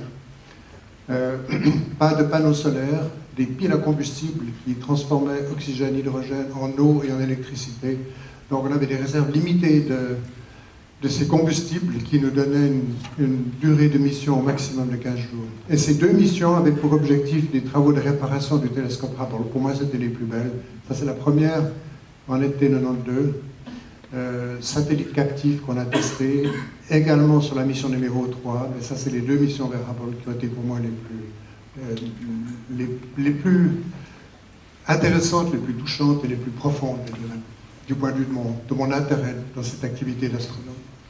Alors, le premier vol, été 92, on a déployé une plateforme scientifique qui s'appelait Eureka, puis on a testé un satellite au bout d'un câble, un petit peu comme une laisse de chien, qu'on a déployé vers le haut. On avait 20 km de câble dans la soute de la navette, on a pu le déployer qu'à 200 mètres, parce que le système de déroulement de câble s'est bloqué, malheureusement. Donc ça n'a pas été un succès total, le satellite captif. Mais vous voyez, tous les membres d'équipage, nous étions très généralement 7. Lawrence Schreiber, le commandant, le premier astronaute italien Franco Malerba, Jeff Hoffman ici, qui est venu récemment à l'EPFL, donner une conférence sur Mars. Marsha Rabin, c'était une astronaute américaine avec des cheveux longs. Et vous voyez comment se comportent les cheveux longs en état d'apesanteur. Je n'ai jamais expérimenté ça moi-même. Mais cette photo a été prise dans l'espace et non pas dans un studio au sol. Hein, vous le voyez. Quelle photo prise lors de cette mission? On voit le commandant Lawrence Schreiber qui consomme des M&M's ou des Smarties. Il faut imaginer que les Smarties se déplacent lentement de sa main ouverte jusque vers sa bouche. Une très jolie photo avec la Terre à l'arrière-plan. Vous voyez que la Terre n'est pas plate, vous voyez la courbure là. Et puis l'espace complètement noir pendant le jour. Très jolie photo aussi. Je connaissais bien mes 6 collègues de la mission, mais j'arrive pas à les reconnaître ici. Je ne sais pas qui c'est. Je ne sais pas si c'est Marsha ou Lawrence Schreiber. Mais c'est 2 de mes collègues de cette mission qui regardent la Terre par les fenêtres frontales du cockpit, qui ont les pieds au plafond. Et vous voyez qu'au plafond, comme je l'ai mentionné avant, c'est tout plein d'interrupteurs. Mais chaque interrupteur est protégé par des boucles de métal, de façon à éviter qu'on change la position de l'interrupteur avec les pieds sans le vouloir, lorsqu'on a les pieds au plafond. Alors en état d'apesanteur, imaginez qu'on coupe la gravité dans cette salle. Vous pouvez mettre les pieds au plafond, mettre les pieds sur la paroi latérale. Ce qu'il faut, c'est toujours un endroit pour s'accrocher. Vous pouvez vous accrocher sur les bords de la fenêtre, puis vous poussez, puis vous traverseriez la pièce là jusque de l'autre côté. C'est clair que pendant le trajet, vous ne pouvez pas rien commander en fait. Vous pouvez seulement commander votre position du corps si vous touchez quelque chose et que vous faites des mouvements autour des muscles du poignet, on peut dire, mais tant que vous flottez, vous n'avez pas la possibilité de commander votre orientation. C'est très particulier. C'est un petit peu intimidant pendant les premières heures, mais dès le 2e jour, c'est le grand bonheur. On peut utiliser tout le volume, mais pas seulement la surface du plancher. Et on fait le tour de la Terre en 1h30, donc on fait 16 fois le tour de la Terre par jour terrestre. Et c'est clair qu'on ne travaille pas pendant 1 heure et ensuite on dort une demi-heure. Tout le plan d'activité et de repos était divisé en tranches de 24 heures, comme ici sur Terre, parce qu'on sait que les gens travaillent assez bien avec ce rythme, ils sont assez efficaces. Et puis pendant un jour de travail qui durait de l'ordre de grandeur de 13 heures, on faisait 8 fois le tour de la Terre, donc c'était jour, nuit, jour, nuit, jour, nuit, jour, nuit. Puis après on avait 2 heures, à peu près 1h30 à 2 heures de temps de libre à la fin de la journée de travail, le temps pour prendre le repas du soir et puis se brosser les dents, puis ensuite on allait dormir dans les sacs de couchage qu'on installait où on voulait, sur la paroi latérale, au plafond. Il y avait des crochets partout pour installer les sacs de couchage. Généralement pas au plancher, parce que c'est un petit peu trop conventionnel. Et on dormait pendant 6-7 heures, réveillé par de la musique de Houston. Et là, on avait de nouveau 1 heure à 1h30 de temps de préparation avant 13 heures de travail. Et puis on faisait ça pendant 10 jours, 11 jours, 12 jours. Donc c'était des missions qui étaient très denses du point de vue du travail. On bossait tous les jours, il n'y a pas de week-end. Alors, je mentionnais Hubble, visité à 2 reprises lors de ma 2e mission en décembre 1993 et ma dernière 6 ans plus tard en décembre 1999. Télescope en orbite autour de la Terre. Il a été placé là parce que ça nous permet d'avoir des images, ça aurait dû nous permettre d'avoir des images beaucoup plus fines des objets célestes étudiés, étant donné qu'on n'a pas l'atmosphère entre le télescope et les objets observés. Il se révèle qu'au début ça n'a pas été le cas, mais c'est devenu le cas par la suite. Alors, il faut imaginer, il est comme la navette en orbite autour de la Terre, il fait le tour de la Terre en 1h30, 28 000 km à l'heure. Il est commandé par une équipe Sol, vous voyez des antennes qui permettent de le commander, pointer vers telle galaxie ou tel objet dans le ciel, et les données scientifiques sont reçues via ces antennes également, vers le sol. Alors bon, je ne vais pas aller dans le détail de la structure du télescope Hubble, très complexe, mais le concept général est très semblable au concept des télescopes à miroir terrestre, avec un miroir principal, dans ce cas de 4,20 m de diamètre, vous voyez ici. Le rayonnement vient à travers ce cylindre depuis la gauche, il frappe le miroir principal, transformé en un faisceau convergent vers un miroir secondaire que vous voyez là, qu'il transforme en un autre faisceau convergent qui passe par un trou à l'intérieur du miroir principal, et l'image se forme derrière le miroir principal, observée par différents instruments scientifiques, des photomètres, des caméras, des spectromètres. Et puis j'ai parlé des antennes que vous voyez ici, des panneaux solaires pour alimenter les systèmes de bord. Voilà, Hubble, 2 milliards de dollars, mais ça allait être l'instrument ultime de l'astrophysique, en permettant des images extraordinairement fines et précises d'objets lointains. Alors voilà le miroir principal, 2,40 m de diamètre, taillé avec une très très grande précision, avec la référence malheureusement. La référence était quelque peu biaisée, donc il n'avait pas tout à fait la bonne forme. C'est chez Perkin-Elmer, une firme d'optique en Californie, et ça n'a pas été détecté avant qu'il soit en orbite, le télescope. En fait, le problème, c'était l'aberration de spéricité, encore une fois, non détectée avant le départ. Si vous avez une lentille parfaite, ou un miroir parfait d'un télescope à miroir, tous les rayons parallèles sont focalisés au même endroit. Si vous avez l'aberration de spéricité, les rayons extérieurs forment un foyer ici, les rayons intérieurs un foyer à un autre endroit. Il n'y a aucun emplacement ici où vous pourriez avoir une image vraiment nette. C'est ce problème qui existait avec le miroir principal du télescope Hubble, non détecté jusqu'à son installation en orbite. Alors tout le monde était content, c'était en avril 1990, on va célébrer bientôt ça va faire les 30 ans de l'installation de Hubble en orbite, ce sera en avril prochain. Alors vous voyez le bras robotique qui vient de larguer le télescope, donc on a un vol en formation entre la navette spatiale que vous voyez là, avec la cloison arrière du cockpit, ces 2 fenêtres que j'ai montrées avant. Cette caméra était à l'arrière de la soute. Le télescope vient d'être largué. Il est grand, il remplissait la totalité de la soute, à peu près 16 mètres de long. C'est presque la dimension de cette salle, donc un très très grand télescope. Largué, les panneaux solaires orientés vers le soleil. Le miroir, on ne savait pas, mais il n'avait pas la bonne forme. Et c'est seulement un peu plus tard, lorsqu'ils ont tenté d'obtenir des images d'objets célestes, des étoiles par exemple, ils ont constaté « Waouh, on n'arrive pas à avoir une image nette ». C'était évidemment une grande détresse pour la NASA, qui n'était pas fière de cette performance, et puis beaucoup de critiques de la part du Congrès également. Alors, il était prévu de toute façon d'avoir plusieurs missions de visite du télescope avec la navette spatiale, les astronautes entraînés et équipés pour faire des travaux de réparation et de maintenance. La première visite, prévue 3 ans et demi après le largage du télescope en orbite, allait avoir pour objectif principal de restituer les qualités optiques du télescope. Et j'ai eu la chance de faire partie de cette mission, et également de la 3e en décembre 1999. Ben voilà l'équipage sélectionné, ça se passe comme ça, on est à Houston, j'étais à Houston déjà depuis 13 ans, depuis 1980, depuis 12 ans quand l'équipage a été sélectionné, puis un jour on reçoit un coup de téléphone, oui voilà, vous êtes sélectionné pour telle mission avec tel autre membre d'équipage, une mission qui a lieu typiquement dans une année ou dans une année et demie. Et pour moi, quand j'ai appris que j'allais faire partie de cette équipe qui allait réparer Hubble, c'est un immense bonheur.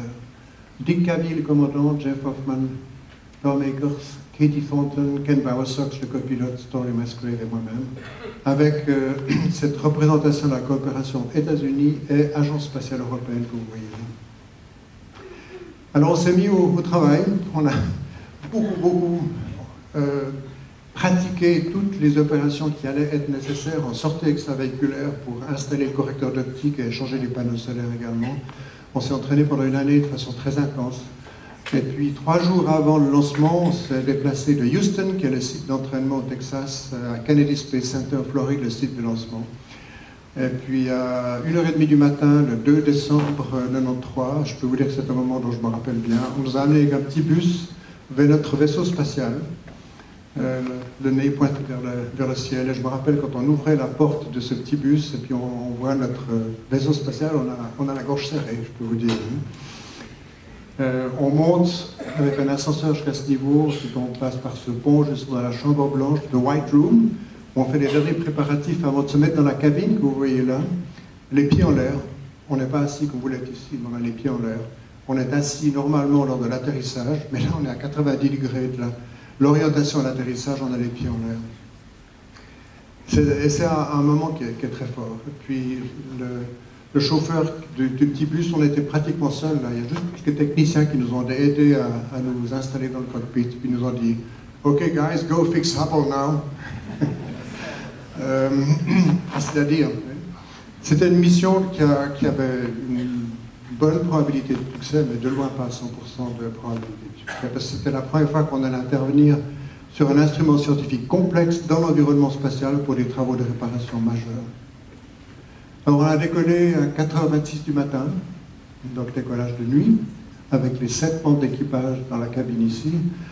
Monté en orbite en 8 minutes et demie, on se plaçait sur une orbite qui était coplanaire par rapport à l'orbite de la cible, qui était le télescope Hubble, puis on avait 48 heures pour le rendez-vous, effectué avec un certain nombre de manœuvres qui étaient calculées à bord. On faisait un certain nombre de ce qu'on appelle des burns, des changements de vitesse, des changements d'orientation de façon, 2 jours après le départ, à se retrouver en formation serrée avec Hubble, le capturer avec le bras robotique, l'installer dans la soute et commencer les travaux de réparation.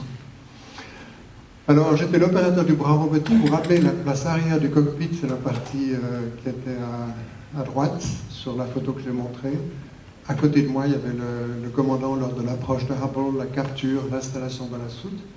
On a installé le télescope sur une plateforme à l'arrière de la soute et on a tout de suite commencé les sorties extravéhiculaires le jour après la capture du télescope. Et vous voyez ici l'installation de COSTAR. COSTAR, c'est pas un veston comme ça, mais c'est Corrective Optics Space Telescope Axle Replacement. C'est une grande boîte remplie de miroirs qui allait être déployée par une commande depuis le sol et qui allait corriger le défaut de taille des miroirs principal par des moyens purement optiques.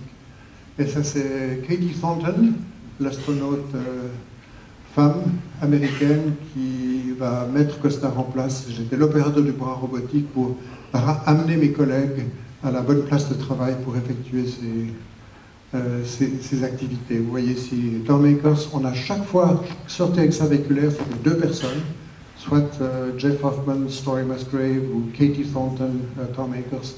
Ici c'est Katie Thornton, Tom Akers, qui était l'opérateur du bras, donc c'est un travail à 3 personnes. Magnifique photo, ça me touche beaucoup. C'est la 5e sortie extravéhiculaire. Vous voyez ici EVA number 5, Extravehicular Activity number 5. On est sur l'Australie, à 600 km. Story Musgrave, Jeff Hoffman, échange de panneaux solaires. Les panneaux solaires, ce n'était pas un problème aussi grave que la mauvaise forme du miroir principal, mais malgré tout, il fallait les échanger puisqu'ils avaient des problèmes mécaniques. Mais imaginez cette place de travail. 600 km sur l'Australie, 28 000 km à l'heure, autour de la Terre en 1 heure et demie. Place de travail vraiment, vraiment recommandée. C'est presque difficile de travailler dans ces conditions parce qu'on est tenté de regarder la Terre, de regarder le ciel, c'est tellement extraordinaire. Mais chaque sortie extravéhiculaire était rigoureusement minutée. Disons, il y avait un timeline, ce qu'on appelait un timeline. Après une demi-heure, on devait avoir fait ceci et cela. Après 1 heure, ceci et cela. Et si on était behind the timeline, les gens étaient assez inquiets. Alors, ils nous poussaient pour qu'on puisse travailler, qu'on soit ahead of the timeline, ce qu'on était assez souvent, disons, mais behind the timeline, il fallait vraiment l'éviter. Tout a marché après ces 5 sorties extravéhiculaires. Voilà, notre joyeuse équipe, Story Musgrave, le commandant Dick Cavey, vous voyez derrière, par les fenêtres arrière du cockpit, le télescope avec les nouveaux panneaux solaires qu'on avait installés. Et c'était avant qu'on prenne le télescope avec le bras et qu'on le libère sur son orbite à 600 km, Scannet Matage. Là, on était vraiment contents parce qu'on avait eu un succès total de toute la mission jusque-là. Ce qu'on ne savait pas encore, c'est si la correction d'optique fonctionnait, parce qu'on ne pouvait pas faire des pointages d'étoiles et vérifier la qualité des images. Et ça, on l'a su quelques semaines plus tard, c'était au début de 94, les premiers jours de janvier 94, on a eu les premières images. Vous voyez, vous avez tous reconnu la galaxie Messier 100, mais ça c'est avant la correction d'optique et après la correction d'optique. Heffley, le directeur de vol, qui a joué un rôle si important pour cette mission. Alors j'ai eu la chance d'être redésigné pour une nouvelle visite de Hubble, prévue 6 ans plus tard, pour fin 99. Cette fois-ci, j'étais un des membres d'équipage prévu pour sortir. Entraînement en piscine pour simuler les conditions d'apesanteur. Vous avez un modèle de très haute fidélité du télescope Hubble ici à gauche. On pouvait ouvrir les portes de la partie basse de Hubble qui nous donnait l'accès aux instruments scientifiques, aux gyroscopes qu'on devait changer. Là, on avait un problème avec les gyroscopes responsables du pointage précis du télescope Hubble, donc 4 sur 6 étaient tombés en panne. Donc les 2 qui restaient n'étaient pas suffisants pour le travail scientifique. Il fallait intervenir assez rapidement. Et de nouveau, pour un grand bonheur de faire partie d'une mission fondamentale pour l'astrophysique. Et puis j'avais le cœur d'un astrophysicien toujours. J'étais devenu astronaute, j'avais le cœur d'un astrophysicien, que j'ai toujours d'ailleurs. Alors, sortie extravéhiculaire, c'est pas évident. Là, c'est un petit peu le style RG qui ne correspond pas tout à fait à la réalité. Ce qu'il faut toujours chercher à faire, c'est ne pas utiliser son filet de sécurité pour revenir dans le vaisseau spatial, mais c'est toujours accrocher quelque chose. L'un de nous était chaque fois amené à sa place de travail par l'opérateur du bras robotique. Il était sur une plateforme ou elle, sur une plateforme au bout du bras robotique, et l'autre, c'était le free floater, il était responsable, ou elle, de ses déplacements le long des mains courantes. Il y en avait partout dans la soute de la navette, sur le télescope lui-même. Ça, c'est un petit peu la version de RG des sorties extravéhiculaires. On a essayé d'éviter ça parce qu'on ne peut pas travailler si on flotte comme ça et qu'on a seulement le filet de sécurité pour s'en sortir. Mais j'aime assez cette image, parce que le capitaine adore. Préparation on avait fait la première sortie de mes 2 collègues, préparation de la deuxième avec Mike Fall. Vous voyez les scaphandres qui flottaient dans la cabine, ça c'était le mien, reconnu par ces petits chevrons sur les jambes. Nous étions 7 dans une cabine relativement petite et 4 scaphandres qui flottaient dans la cabine, comme si nous avions été 11. Et puis là, vous voyez tout l'équipement qu'on allait prendre, et pour chaque sortie extravéhiculaire, on peut prendre un certain nombre d'outils, un certain nombre de pièces et d'équipements, puis il ne fallait rien oublier, parce qu'on passe par le SAS, et dans le SAS, il est soit sous pression ou bien sous vide. Une fois qu'on est dehors, il faut aller chercher quelque chose, il faut passer par le SAS, ça prend des heures, donc il fallait l'éviter à tout prix. Donc, encore une fois, rigueur, discipline sont vraiment des éléments essentiels. On a le sourire là, c'est le grand bonheur, mais c'est la rigueur et la discipline quand même, et le bonheur en même temps. Sorti par le SAS. Et puis, on a tout d'abord échangé le cerveau de Hubble, ou l'ordinateur principal de Hubble, l'a fait moi-même. Le free floater, je me tiens sur le bord de cette porte. Vous voyez mon filet de sécurité ici, très important pour ceux, je dis pour les jeunes surtout, si vous faites des sorties extravéhiculaires, il faut toujours attacher le filet de sécurité. Parce que si vous ne l'attachez pas et que vous détachez de la... vous partez sur votre propre orbite, c'est pas une bonne journée en fait. Alors, toujours à deux, vous avez Mike Paul qui est là. Et tous les deux, nous avons installé un nouvel ordinateur de Hubble, donc c'est chirurgie cervicale, on peut dire. Un peu plus tard, on a remplacé une caméra de pointage, on a changé de position, je suis au bout du bras robotique maintenant, en train d'installer la nouvelle caméra de pointage, Fine Guidance Sensor No. 2 dans le télescope, de nouveau sur l'Australie à 600 km, c'est l'ancienne défectueuse que j'avais mis en position temporaire sur le côté du fuselage, ensuite je l'ai remis dans un coffret thermostabilisé pour le ramener à terre. Belle photo du télescope entièrement réparé. Tout avait marché. Le sol pouvait contrôler par télémétrie le succès de chacune des opérations qu'on avait effectuées, sauf lors de la première mission, la correction d'optique, comme je l'ai déjà mentionné. Mais là, tout avait marché. On a sorti le télescope de sa position vers l'arrière de la soute et regardez cette vue magnifique, le croissant de terre. C'est lors de 2 minutes avant le coucher du soleil. Le soleil descend, et bang, il se couche en 20 secondes. Et ensuite, c'est la nuit pendant une demi-heure. Et puis on a ce croissant de terre qui devient de plus en plus mince et qui disparaît complètement au coucher du soleil. Magnifique. Vraiment magnifique. Pour moi, j'ai encore ces visions en tête. C'est un souvenir extraordinaire. Les levées et couchers de soleil depuis l'espace. Alors, je vais maintenant consacrer la prochaine demi-heure à vous donner un cours d'astronomie. Non, les prochaines 2 minutes seulement. Je vais faire un cours d'astronomie en 2 minutes seulement avec des images de Hubble. En 13 images. Ça, c'est toutes les photos qui ont été prises par Hubble de différents objets célestes. On commence par des galaxies, des très belles images de galaxies. Vous voyez des amas de galaxies qui sont gravitationnellement liés l'une à l'autre. Amas globulaires, ce sont des amas typiquement de l'ordre de grandeur d'1 million d'étoiles qui sont accumulés par l'effet de la gravitation. Ce sont des objets qui sont extraordinairement denses au centre. Nébuleuses gazeuses, c'est des grands nuages de gaz et de poussière à partir desquels se forment des étoiles dans notre galaxie. Nébuleuses planétaires, tout ça c'est des nébuleuses planétaires, c'est des fins de vie d'étoiles. Vous avez toujours une étoile au centre qui est en fin de vie et qui éjecte une grande quantité de gaz de façon très symétrique. C'est des images qui sont en couleur, c'est des images en noir et blanc prises à travers différents filtres dans le spectre visible qui permet de reconstituer les couleurs véritables de l'objet. On a des photos de planètes également, pas beaucoup, on utilise surtout Hubble pour des objets très éloignés comme ceux-là, mais on a quelques objets dans le système solaire aussi, Saturne et Mars avec la calotte polaire, et puis des comètes. Voilà, cours d'astronomie. Je termine maintenant avec le cours d'astronomie. Puis une image en plus grande dimension de la nébuleuse de l'Aigle, c'est des nuages de gaz et de poussière dans la constellation de l'Aigle, à partir desquels se forment des étoiles. Les étoiles se forment par l'association de globules de gaz et de poussière dans notre galaxie. Et c'est une très belle image, c'est absolument immense. La dimension de cette colonne de gauche est de l'ordre de 3 années de lumière. On a l'impression que c'est 2 liquides immiscibles dans un bocal dans la cuisine, mais en fait, la lumière à 300 000 km par seconde met 3 ans pour aller du haut de cette colonne jusqu'en bas.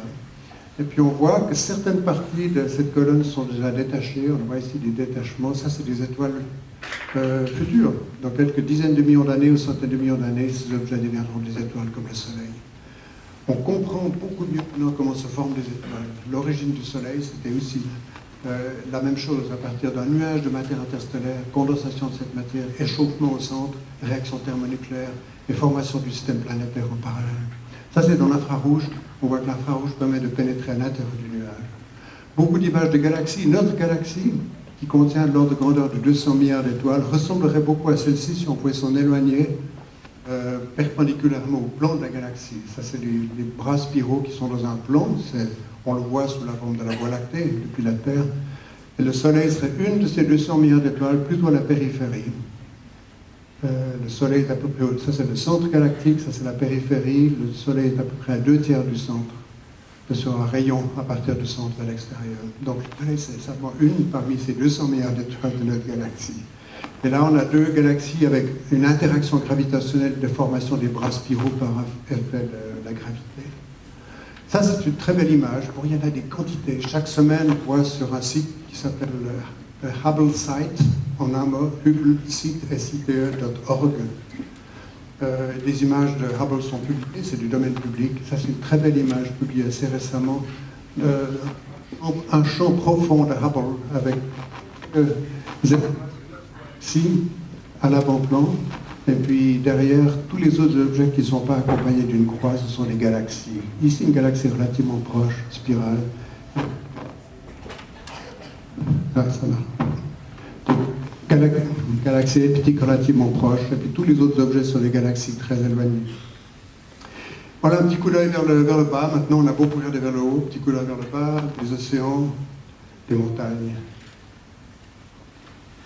Qu'est-ce que ça? C'est les Alpes, c'est les Andes, mais où est-ce qu'on est là? Quelqu'un sait?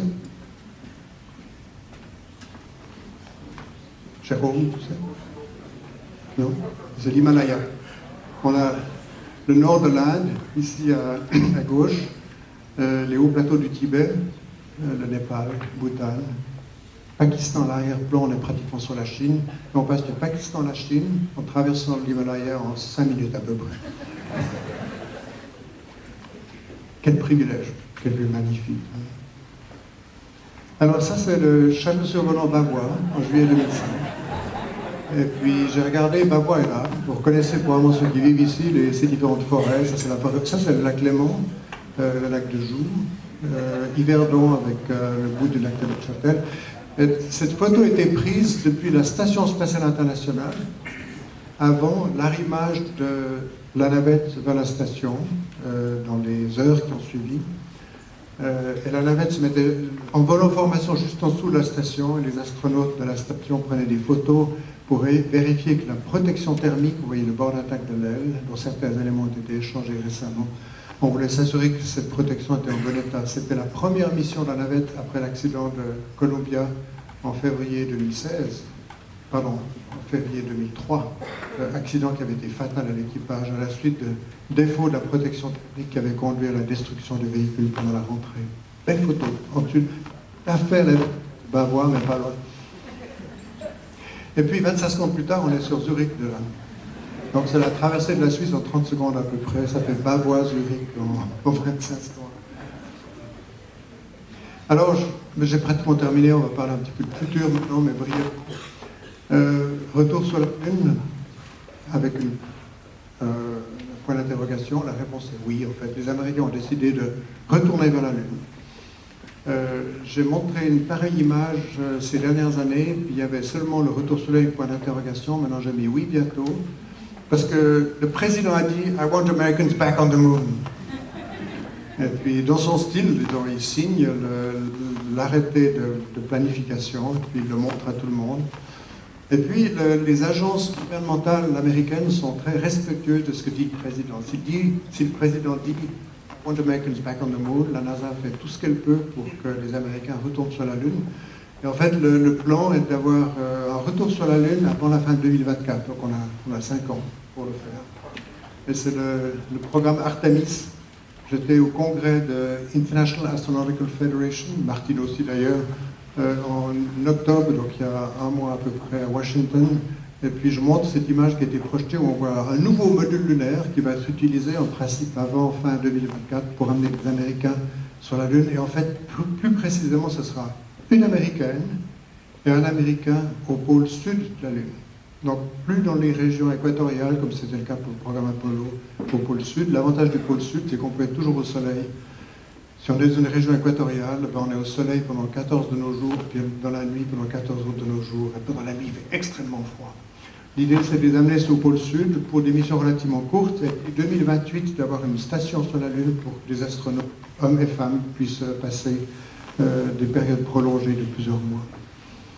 Alors, l'objectif suivant, c'est Mars. Les Américains disent eux-mêmes, on va retourner sur la Lune pour apprendre un peu à vivre sur un autre corps céleste que la Terre, mais l'objectif ultime, c'est la planète Mars. Photo prise par Hubble à propos, photo très détaillée de la planète Mars prise par Hubble.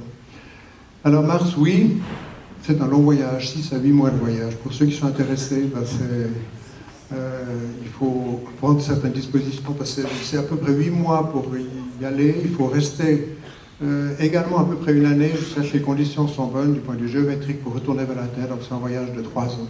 Donc il faut des dispositions pour ça. Il faut remplir ses déclarations d'impôts, il faut faire toutes ces choses. Nettoyer sa maison, enfin, il faut s'occuper des enfants avec l'école. Enfin, il faut s'organiser, parce que c'est un long voyage. La Lune, on peut y aller et revenir en à peu près 10 jours. Typiquement, c'était 4 programmes. Mais la Mars, beaucoup plus loin. Alors, l'idée, c'est d'aller encore plus loin. Elon Musk, qui fait du spatial privé avec beaucoup de talent aux États-Unis, lui, il a une idée grandiose, c'est que l'humanité devienne a multi-planet species, c'est-à-dire une espèce vivante qui va s'étendre dans tout le système solaire. À la longue, c'est-à-dire pas dans 10 ans, 20 ans, mais ces prochaines décennies, ces prochains siècles, l'humanité ira dans tout le système solaire. C'est la vision de Elon Musk qu'il a présentée en septembre 2017 à Adelaide, en Australie, à une autre International Astronautical Congress. Alors, il est en train de développer une nouvelle fusée pour ça, qu'il appelle Starship. Il la développe au Texas, complètement indépendamment de la NASA. Il ne travaille pas pour la NASA, c'est une compagnie privée. Il a pas mal d'argent, mais il met beaucoup de son argent pour le développement du spatial.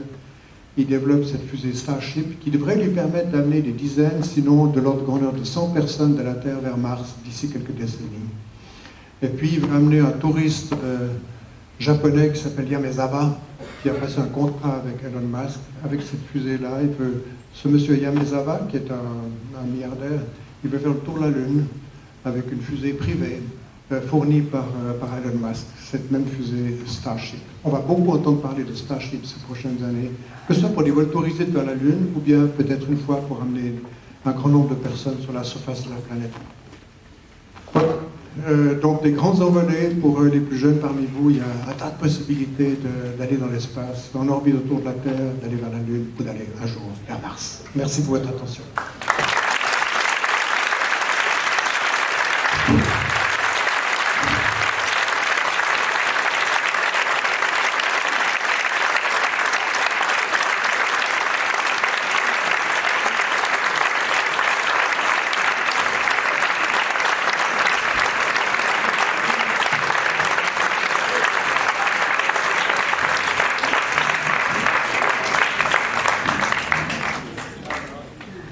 Alors voilà, si vous avez des questions, je réponds volontiers à vos questions. Oui. Pendant votre mission, vous tournez en 1h30 autour de la Terre. Vous pouvez travailler de nuit? Alors, on fait le tour de la Terre en 1h30. Il y a 1 heure de jour avec le soleil au-dessus de l'horizon, une demi-heure de nuit. Ensuite, 1 heure de jour, une demi-heure de nuit. Et pour nous, comme je l'ai mentionné, le plan de travail est divisé en tranches de 24 heures. C'est-à-dire qu'on a un jour de travail, entre guillemets, sur le plan de vol, qui est typiquement 12 ou 13 heures. Et pendant ces 12 heures, on fait 8 fois le tour de la Terre, donc c'est jour, nuit, jour, nuit, jour, nuit. Et pour nous, que ce soit le jour ou la nuit, que le soleil soit au-dessus de l'horizon ou en dessous, ça n'a pas d'importance. Si on est en sortie extravéhiculaire, je ne l'ai peut-être pas précisé, mais on a des projecteurs de part et d'autre de la visière du casque. Alors on avait toujours un avertissement, 1 minute before sunset. C'est 1 minute avant le coucher du soleil, alors on allumait ces lumières de façon, le soleil se couche en 20 secondes seulement, de façon qu'on ne soit pas tout à coup avec un trou noir devant nous. On avait les projecteurs qui illuminaient la place de travail. Donc que ce soit le jour ou la nuit, on continue de travailler. C'est seulement après de l'ordre de 12-13 heures, on a besoin de non pas de la musique, mais c'est un effort mental. Donc on prenait le repas du soir, on regardait la Terre un moment, et puis on se brossait les dents, puis on se mettait dans son sac de couchage pour typiquement 6-7 heures de sommeil, comme ici sur Terre. Donc c'est ça, pour nous, jour ou nuit, soleil au-dessus de l'horizon, ça n'avait pas d'importance. C'était le plan de vol qui disait, maintenant on commence à travailler, puis maintenant on arrête, puis maintenant on va dormir. Compris ? Oui, pour l'exemple, encore une fois, c'est comme ici sur Terre, finalement, il y a des gens qui travaillent de nuit, des gens qui travaillent de jour, donc ça, c'était vraiment en fonction du plan de vol qui était libellé en mission elapsed time, en jour, heure, minute et seconde après le lancement. Oui, d'autres questions? Ah, futurs astronautes ont des questions là. Pour les vis, les météos, pour préparer le système. Où on met les vis? C'est une très bonne question, ça, oui, parce que si on a des vis, ben, elles vont flotter partout. En fait, tous les instruments qu'on changeait sur Hubble, ils avaient ce qu'on appelait des captured balls, c'est-à-dire c'est les vis était sur l'instrument lui-même. On n'avait qu'à utiliser un outil, un tournevis motorisé pour les serrer ou les desserrer, mais les vis étaient solidaires de l'instrument lui-même. Ça, c'est une très bonne question, parce que si on avait des vis qui flottaient partout, ce serait pratiquement impossible. Excellente question. Oui? Sur une de vos photos, il y avait un plongeur. C'était où? Oui, alors ça, avant, je vais passer assez rapidement sur cette image, c'était l'entraînement pour les sorties extravéhiculaires qu'on faisait dans une piscine. Alors on a 2 astronautes avec des scaphandres qui faisaient leur travail pour se préparer à faire une sortie équivalente, mais pas dans l'eau, mais dans l'espace. Mais l'eau nous permet de simuler les conditions d'apesanteur parce qu'on flotte dans l'eau comme on flotte dans l'espace. Puis on avait toujours des plongeurs pour la sécurité, des plongeurs, c'est un petit peu comme les plongées sous-marines, il y a un certain danger à faire ce travail. Et puis pour assurer la sécurité des astronautes à l'entraînement, il y avait des plongeurs qui étaient là, qui nous passaient des outils, ou bien qui échangeaient des outils, qui surveillaient tous les aspects de sécurité, la pression dans le scaphandre, notre état physique également, il était en train de regarder comme ça, voir si on avait encore les yeux ouverts. Donc c'était pour des raisons de sécurité, on avait des plongeurs et puis pour aider à toutes les opérations. Et ça, c'était l'entraînement pour les sorties extravéhiculaires qui étaient essentiellement en piscine. Alors, t'as une bonne question là, c'est super. Une question encore ici. Pourquoi on ne peut pas respirer dans l'espace? Pourquoi on ne peut pas respirer? Alors, il n'y a pas d'air dans l'espace. C'est le vide. Pourquoi il n'y a pas d'air dans l'espace? Ah oui, d'accord. Alors, tu as la Terre. Hein? Ici, c'est la Terre. Et puis la Terre, elle attire tous les objets. Tu vois, par exemple, si je lâche ce laser, je ne vais pas le faire parce que je vais le casser. Il descend vers le centre de la Terre. Et puis l'atmosphère elle-même est faite de petites particules qui sont également attirées par la Terre. Alors, ce qu'on appelle l'atmosphère, c'est gaz. Ici, il y a du gaz, de l'oxygène et de l'azote. Reste près de la Terre, c'est attiré par la Terre. Mais à une certaine distance, il n'y a pas suffisamment de ces particules pour que l'atmosphère s'étende à des dizaines de milliers de kilomètres. En fait, à peu près 100 kilomètres, il n'y a plus d'atmosphère. Parce qu'elle est attirée par la Terre, elle est collée à la Terre, parce qu'elle a l'attraction. Encore une fois, c'est comme ce laser, si je le lâche, ça va vers le centre de la Terre. Toutes les particules qui sont là, elles se déplacent rapidement, elles sont attirées par la Terre. Et au-delà d'une certaine... La densité, c'est la quantité de ces particules par unité de volume, diminue, puis à un moment donné, il n'y en a plus du tout, c'est le vide, et là, il n'y a plus d'atmosphère du tout, et là, on ne peut pas respirer. C'est pour ça qu'on a ce scaphandre. Le scaphandre, c'est une enveloppe dans laquelle on a une atmosphère respirable, et puis également une pression sur le corps, on en a besoin pour que notre organisme fonctionne. Si on mettait notre organisme dans le vide, il y aurait tout de suite des boursouflures, les poumons éclateraient, puis on pourrait vivre de l'ordre de grandeur d'1 minute seulement, donc c'est pas très long. C'est la raison pour laquelle on doit avoir ce scaphandre. Et puis la raison pour laquelle il n'y a pas d'atmosphère là-haut, c'est que l'atmosphère est attirée par la Terre, donc elle est seulement présente très près de la surface de la Terre. C'est des bonnes questions, ça, c'est super. Ouais. J'en ai encore une, mais c'est des... Quelle sensation quand vous décollez?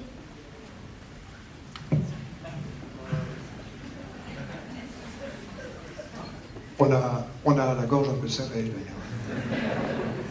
d'ailleurs. On n'a pas peur, en fait, parce que la peur, il faut la mettre de côté. On sait que c'est dangereux, et puis, surtout, c'est une tâche qui est techniquement relativement... Ça demande beaucoup d'attention, parce que si tout se passe bien, il n'y a pas grand-chose à faire. Si on a des problèmes comme une panne de moteur, une panne du central inertiel, ou bien un système de génération d'énergie électrique, il faut tout de suite intervenir et faire certaines choses. Alors on est tendu pour faire ce qu'il faut pour nous sauver ou pour sauver la mission elle-même. On n'a pas peur, on est vaguement inquiet quand même parce que c'est une base dangereuse. Voilà, c'est un petit peu un mélange de sentiments, mais c'est pas la peur, on se dit pas, mon Dieu, non, je ne veux pas partir. Il faut mettre ça de côté. Mais c'est un moment relativement inquiétant, je veux dire, on n'est pas tranquille comme en train de boire un thé à côté du feu de cheminée, disons, un soir d'hiver. Donc on est un petit peu plus tendu quand même. Mais c'est de la tension, c'est pas du stress, c'est de la tension, on est tendu. Puis on est prêt surtout à intervenir au cas où les choses vont mal, parce qu'on a toutes sortes de procédures qu'on a entraînées au simulateur. Même avant le départ, si on a, au moment de l'allumage des moteurs, un problème, un incendie au bas du vaisseau spatial, il fallait évacuer très rapidement la navette. Et puis avant le départ, je me rappelle que je repassais dans ma tête ce qu'il fallait faire au cas où on a un problème majeur au moment du départ, sans que l'on décolle. Il faut réfléchir à tout ça. Dans un avion de ligne, c'est la même chose. Si tu es dans un avion de ligne comme passager, il faut imaginer que devant, tu as le commandant et le pilote. Ils ne mettent pas tout simplement la manette des gaz en avant pour partir. Ils réfléchissent qu'est-ce qu'on va faire si on a une panne de moteur avant la vitesse de décision ou après la vitesse de décision. Quand on a une phase critique de déplacement d'un avion ou d'un vaisseau spatial, il faut toujours réfléchir à ce qu'on fait s'il y a des problèmes. C'est ça qui passait dans notre tête. Excellente question, là, super.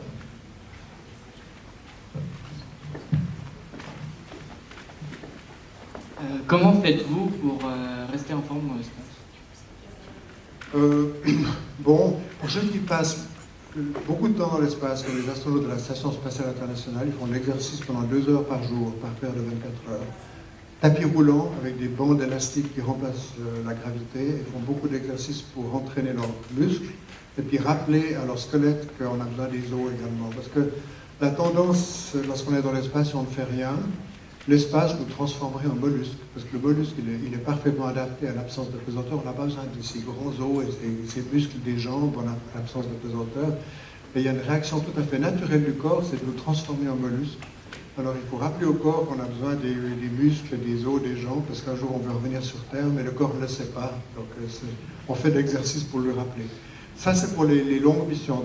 Dans la navette, on restait typiquement lors de 10 jours.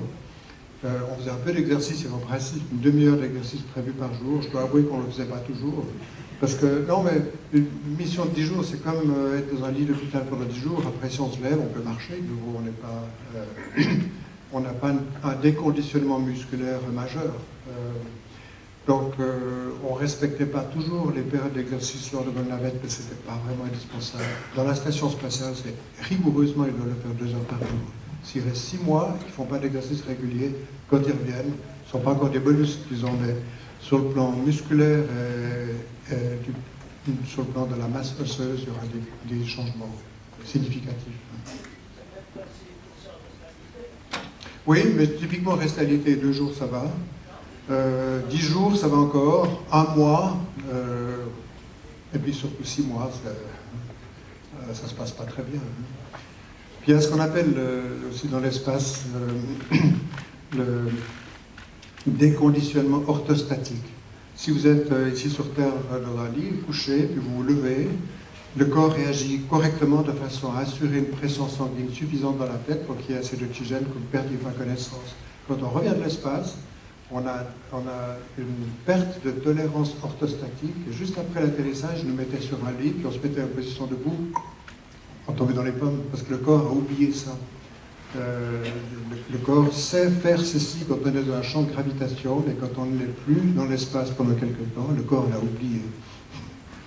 Sur le plan médical, c'était intéressant de vérifier ça, mais c'est clair, les médecins étaient là pour éviter qu'on tombe dans les pommes pendant des heures, c'est évident. J'ai une question de terre à terre, mais comment vous vous alimentiez dans l'espace? Oui, j'en ai pas parlé, j'aurais dû. Mais...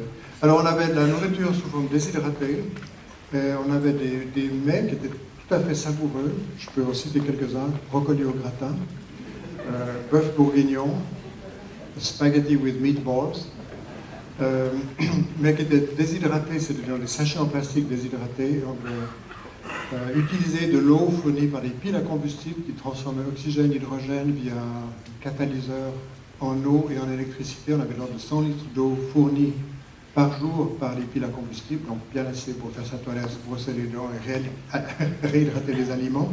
Et on choisissait son menu 2 mois avant la mission. On pouvait choisir son menu sur la base de tout ce qui était proposé par la NASA. J'ai mentionné 2 ou 3 aliments que j'avais choisis, que j'aimais bien, surtout le brocoli au gratin. Mais évidemment, un gratin déshydraté où on rajoute de l'eau chaude, c'est pas tout à fait comme un vrai gratin qu'on sort du four. Alors oui, on réhydrate et puis on enlève une pellicule de plastique puis on mange avec une fourchette, tout à fait normalement.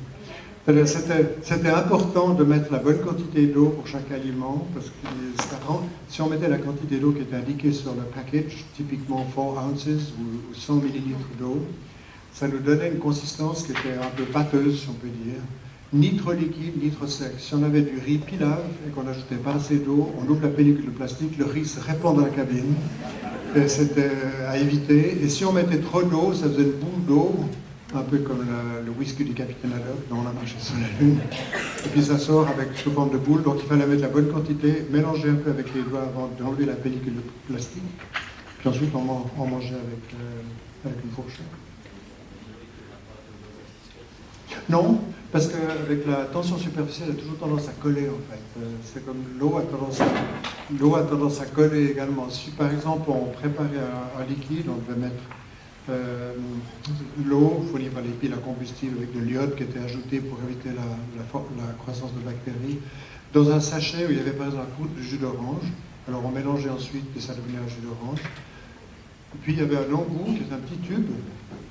Et si on pressait sur le sachet, ça faisait une boule de jus d'orange, mais qui restait accrochée au bout du tube, parce que le liquide a tendance à s'accrocher à la matière. Et si on amenait quelque chose comme par exemple des chopsticks, des baguettes pour la nourriture chinoise, si on l'amenait vers cette boule, immédiatement la boule adhérait aux chopsticks, à ces baguettes, parce qu'il y a plus de surface que le bout du tube. Donc on pouvait en fait boire du thé avec des baguettes. On a fait l'expérience, d'ailleurs, ça marche. Donc partout où il y a la surface matérielle, en fait, le liquide s'accroche là. Et s'il y a une plus grande surface, le liquide choisit plutôt la grande surface. Typiquement, les baguettes avaient plus de surface que l'extrémité du tube. Je ne sais pas si vous comprenez ce que je veux dire. C'était cool, on pouvait s'amuser avec ça.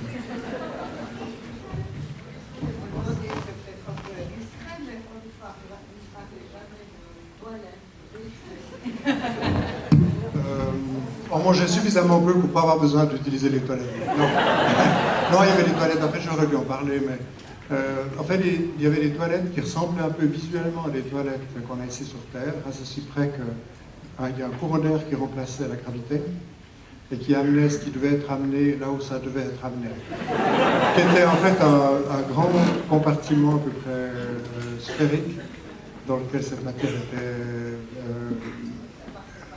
non, ça partait pas dans l'espace. Cette matière restait dans ce compartiment, puis il y avait au bas de ce compartiment à peu près sphérique, à peu près la dimension de, je sais pas, 60 cm de diamètre, il y avait une valve avec un filtre, et on pouvait exposer au vide le contenu de cette cuve, ce qui desséchait très rapidement, puis il n'y avait absolument aucune odeur. Par contre, il fallait vraiment faire attention que la valve inférieure ne soit pas ouverte en même temps que la valve supérieure.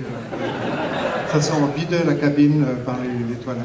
Donc on s'installait, puis on devait s'attacher, et puis lire des procédures avec la bonne séquence de l'ouverture et fermeture de ces valves, de façon à ne pas évacuer la cabine par les toilettes. Voilà, puis il fallait s'attacher. Et ça, c'est pour la partie solide, si on peut dire. Le liquide, c'était un tube avec un aspirateur, et puis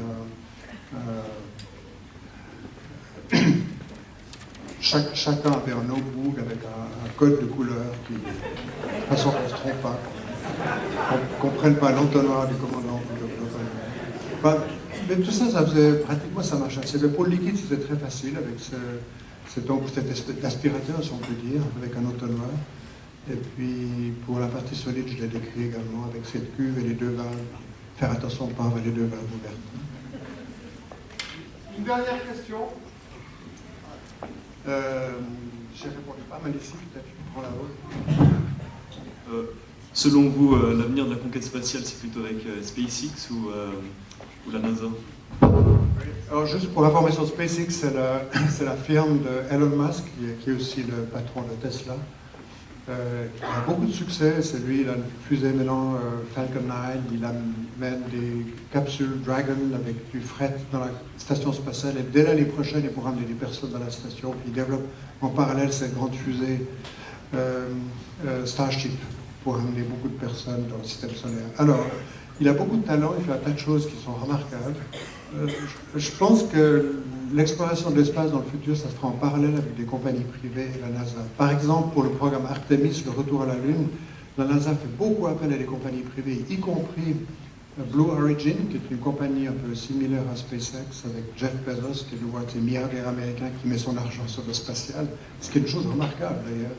Donc la NASA fait appel à ces compagnies privées parce qu'elle ne veut pas tout faire, et je pense que ce sera vraiment une action combinée la NASA et les compagnies privées. C'est clair que Elon Musk, il fait des choses que la NASA ne lui a pas demandé de faire, il le fait par lui-même, typiquement le développement du Starship.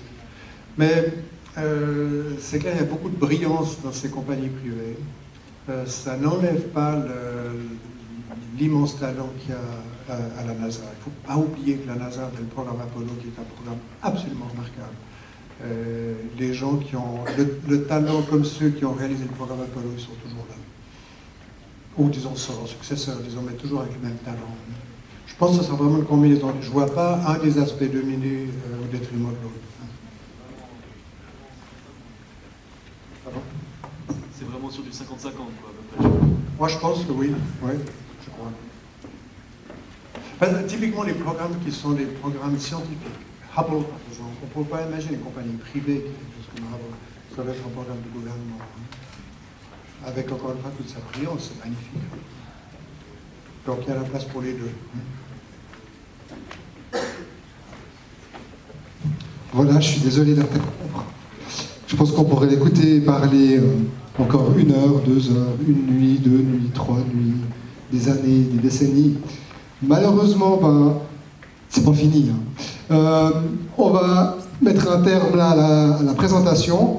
Pour la suite, il va y avoir une petite animation de mon collègue Jérôme, qui sera suivi ensuite par l'ouverture des bars. Vous pourrez aller vous sustenter et découvrir les produits régionaux. Ça revient un petit peu à la question tout à l'heure de comment on s'alimentait dans l'espace. Là, c'est comment on s'alimente à Bavois.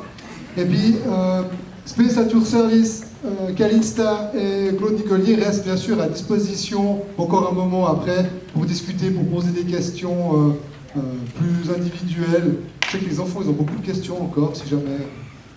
Voilà. Alors, merci beaucoup en tout cas pour votre attention et un immense applaudissement pour Claude Nicolier.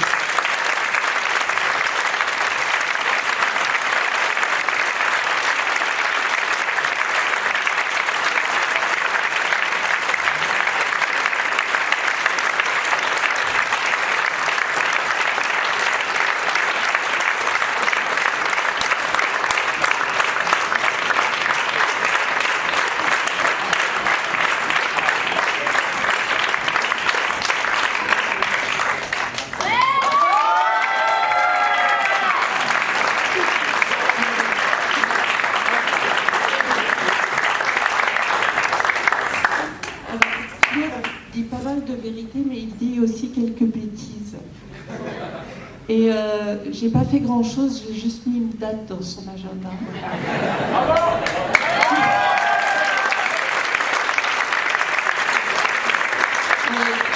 Donc je crois qu'il faut surtout remercier la commune, et puis Julien et Jérôme, et puis la bonne volonté des personnes de Bavois. Merci.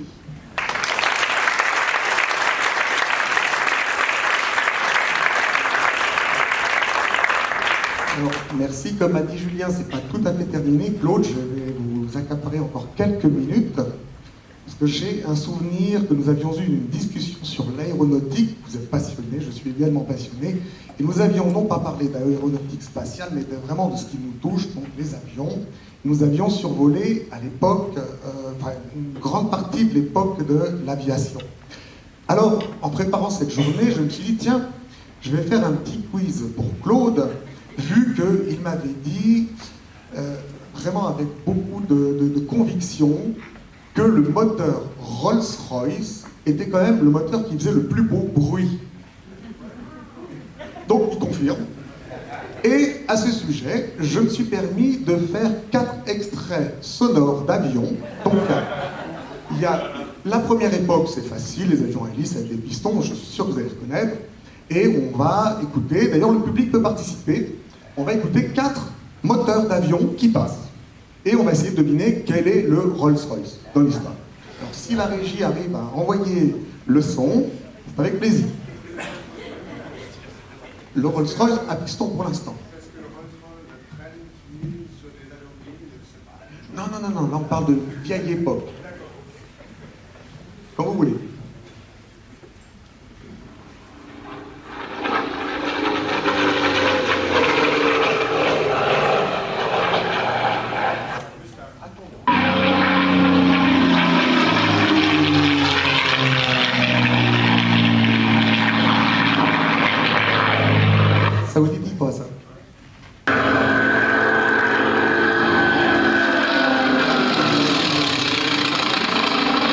qui est moins bonne. Enfin,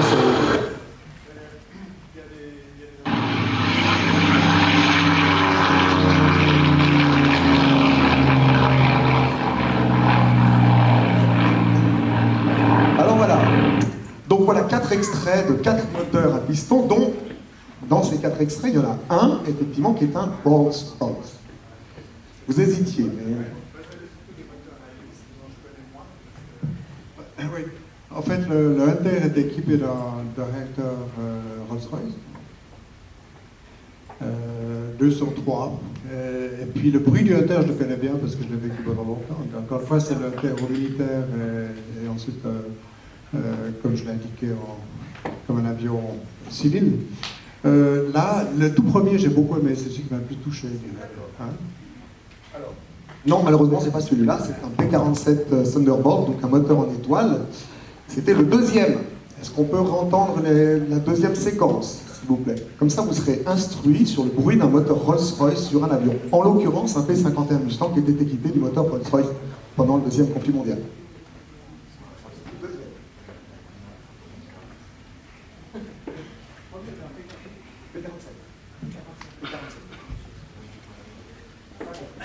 Ça va venir.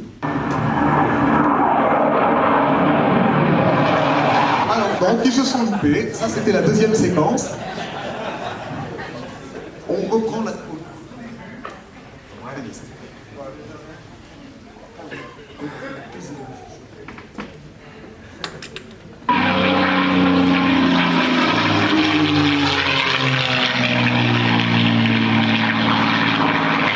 Voilà. Alors, c'est vrai qu'on a envie de prendre le thé. Vous en parliez tout à l'heure, au coin du feu, avec le thé. C'est vrai que c'est très british, très anglais, très doux, très suave comme son. Enfin, je pense que vous êtes tous d'accord avec ça. Évidemment, voilà, c'est de la musique. Évidemment, j'allais pas en rester là. Vous avez parlé du Hunter et j'ai sélectionné 3 avions à réaction que nous allons vous passer maintenant et pour lequel je vais vous demander de nous deviner quel est celui qui est le Hunter.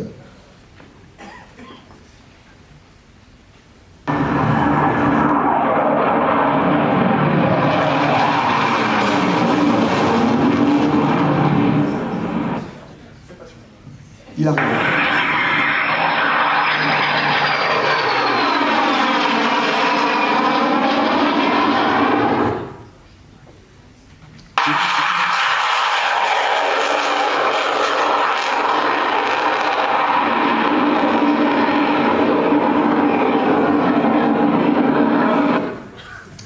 Alors, 1, 2 ou 3? Je suis déçu. C'est le 3e. Bon, faut dire que c'est pas évident non plus hein, de définir un bruit d'avion en fonction d'un extrait piqué sur YouTube. Voilà, c'est exactement ça. Alors, non, le premier, c'est ce que vous m'aviez dit. C'est un moteur Rolls-Royce, c'est quand même plus élégant qu'un General Electric. Vous aviez l'air de trouver que le General Electric manquait un petit peu de classe. Voilà. Alors, on va aller par là-bas, bien. Parce que comme on sait que malheureusement vous ne pouvez plus voler en Hunter parce que votre avion a été cloué au sol pour des problèmes visiblement techniques et surtout de personnes qui pouvaient faire de la maintenance qui ont arrêté de le faire, on s'est posé la question en municipalité de savoir comment on allait pouvoir prolonger votre rêve.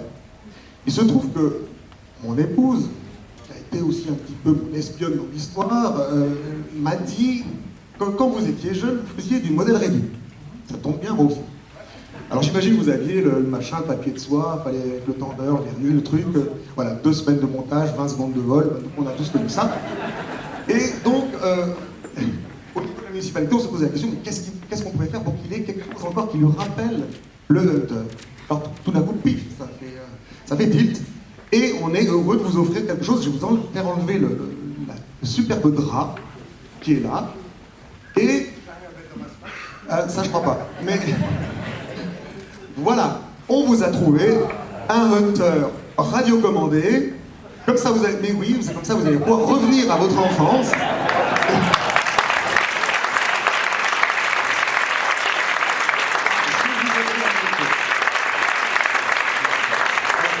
Je vous rassure, il y a les couleurs suisses tous dedans, hein, parce que j'ai bien vérifié, je l'ai cherché sur la planète entière pour me rendre compte que finalement il y avait un magasin Lucerne qui les avait. Donc, c'était juste...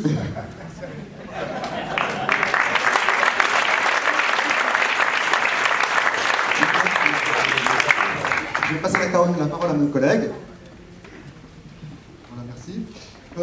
Aussi, une petite chose pour vous souvenir de Bavois, parce que l'auteur, c'est pas très local finalement. Donc quand même un petit panier des différentes victoires qu'on peut trouver sur le territoire communal.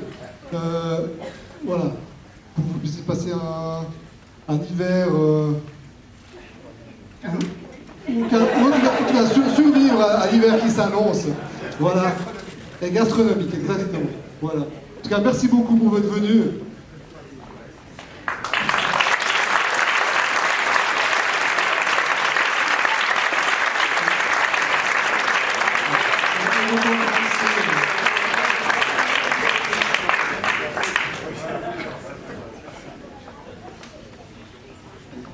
Alors voilà, on est arrivé au terme de cette présentation et des activités annexes. Donc je vous laisse maintenant profiter des bars et de venir poser des questions. Regardez venir chercher vos prix, ceux qui ont réussi à faire 7 points sur les 12 questions de Spécial Tour Service. De venir poser des questions à Claude Ticolier. Et je vous souhaite une excellente soirée. Merci en tout cas d'être venus. Et puis j'espère que vous avez bien pu profiter.